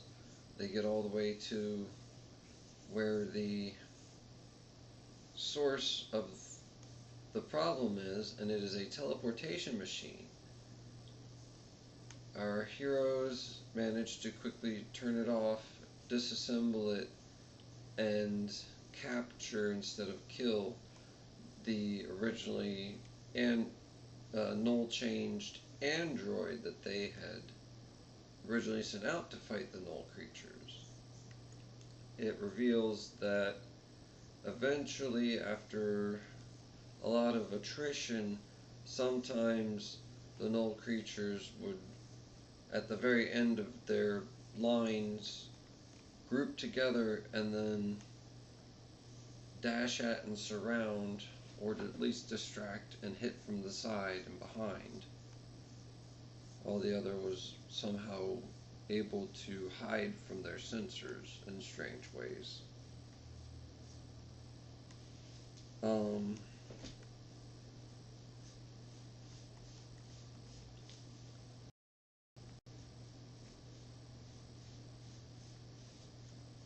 We had seen that there were a few changes to the android's programming, subtle ones, that merely corrupted it and looked at everything that wasn't human as okay. They might have fought the giant insects later on for whatever reason, but yeah. The Knolls somehow figured out how to mess with technology and alter it in different ways. But because they used the technology, it didn't have a chance to spread the Knoll influence like they thought it should have, or wanted it to. And so we find that after having disabled the teleportation array that caused the incident, our heroes had more data and more reasons to stop at different planets on the way to their destination solar system. And from there, they visited a handful of different planets, and one of them being a volcanic planet, where there was great magic there, but very little technology. They tried not to intervene too much, but they had to, investigate, and they had found out that the magic planet was too busy celebrating to contact anybody because they had so quickly defeated the Knoll invaders. And then they found out that they didn't quite fully defeat them, but then they turned around and figured out the source of that, and then defeated them. And then they found a diamond dragon had destroyed the last of that. This diamond dragon had basically been a sort of leader of the planet, in a sense. And from there, you might know it as an adamantine or adamant dragon. They're very about justice. That one had been basically ambassador of the planet to most interstellar life, and so he gave the heroes the quick once-over of the situation there. They had it locked down against the Knoll invaders, if any that would come. They found the robot that had been Knoll change hacked and sent there, and so they had, no worries. They were given extra bits of magic gear to help them, and then they went on from there to the next planet.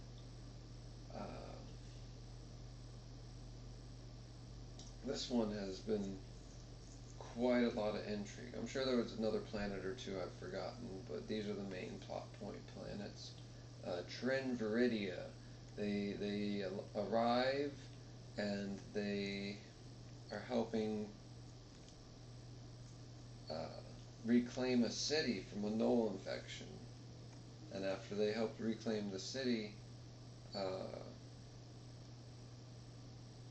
they were asked to help wipe out another group of them over in some mountains nearby. Oh wait, no, that was the next planet.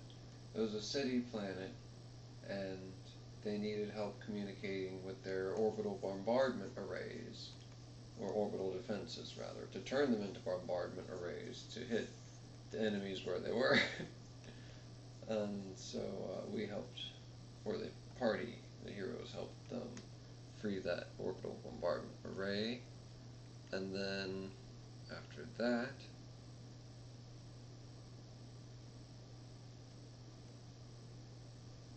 what was next? Oh yeah, Viridia. They arrived. There was a Knoll incursion. A bunch of creatures had broke out into a dome, a large domed city, And from there, the heroes found out about it, but didn't have to do anything because it was already just, they totally just decimated that. There were few casualties, and it was quite vicious among the people that were killed. But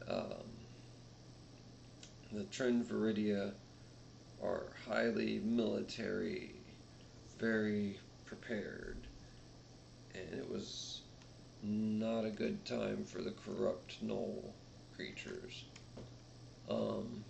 However, our heroes had come and were asked to help defeat a group of Nulls out under a mountain. They were just supposed to go in, guard a mining crew, let the mining crew plant a plasma device, and then get out of there.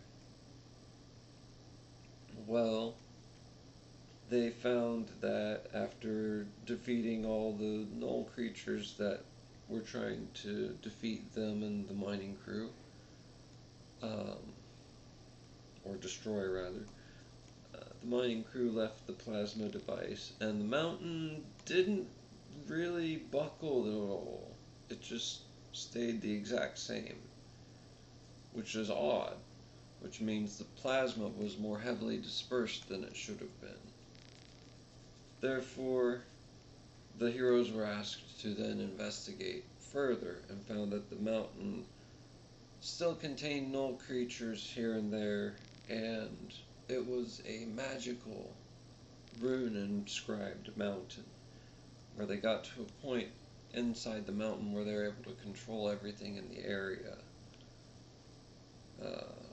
changing time itself even, or electrical density, or nutritional values, warping the land itself, usually, in the case.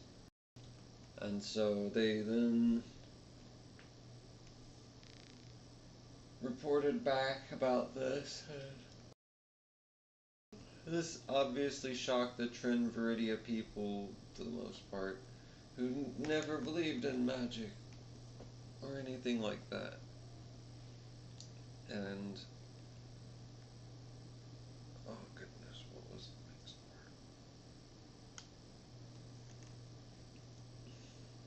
part? After having destroyed the last of the Null creatures out there, they were congratulated on a mission well done, and thank you for finding out about this cultural, historical heritage artifact that can change how we do everything forever. But then the commander of the mission asked them to do more work. He handed them a blue data chip and said that there were probably a few politicians who he's worried about having been under some influence of one kind or another. And the more he thinks about it, it might be Null corrupt influence, but he's not sure. And so this data chip shows 3 areas, 3 different top secret areas in their main continent, country, state, and Trinviridia, and very secretive, very strange. They're not outputting what they say they should be outputting. One's a farm and not outputting anything. One's a research. No, the other 2 are also research. They're all 3 research facilities, but they're unclear and very vague about what they're researching. And secondly, there were 3 different prisoners, or at least one of them was a prisoner, the other was a medical person who we found out was a prisoner, and the third person was supposedly just working, but their workplace was more like a prison than the other 2. Well, except for the first. No. Yeah, they didn't have to break him out. He was just out there, but he was an old paranoid guy who they had to get to work with them. A veteran. And he had made his own safe house and everything. And so from there, the heroes struck out and rescued the two people and data breached the main center to get what info they need about the structure, and the veteran and then the commander linked up after they data breached the main, or rescued the last person, the worker person who was actually in a prison. It just looked like a workplace business. And then so overall, they had gotten a picture that not only were they trying to suppress the idea and existence of magic, but then use it for their own gain and suppress any who would speak about it. And then it gets even better. They go and they're visiting one of these hidden facilities just to check it out, and they find out that there are null creatures everywhere, and the null creatures are attacking the guards to these facilities. But the null creatures are also being loosed out from the facilities. And then they get deep up inside of it, and at the top level of the facility's basement structure that goes 10 stories down, they find out, which is a giant hexagon at the top. It's then a bunch of squares that go down under the first 3 levels.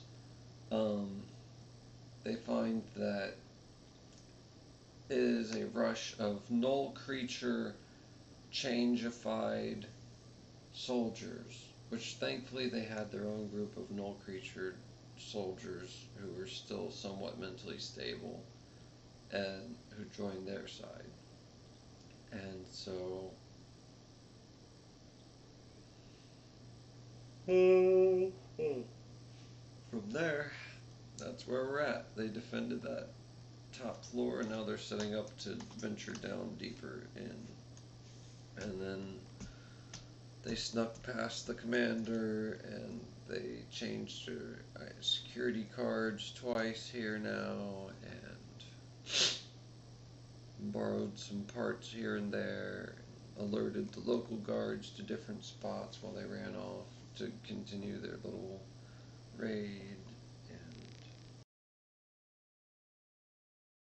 didn't cause any large alerts, and then set off explosives that they had drones plant to then pull the guards out and away from the facility.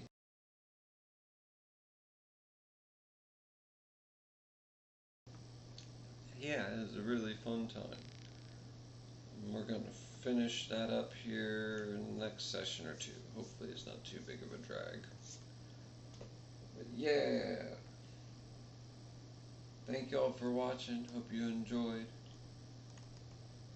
That story was Cerebra Star, my real life tabletop RPG I do at the library. Y'all have a good day or night or whatever time it is. BeetleBird signing off. Knuckle bomb.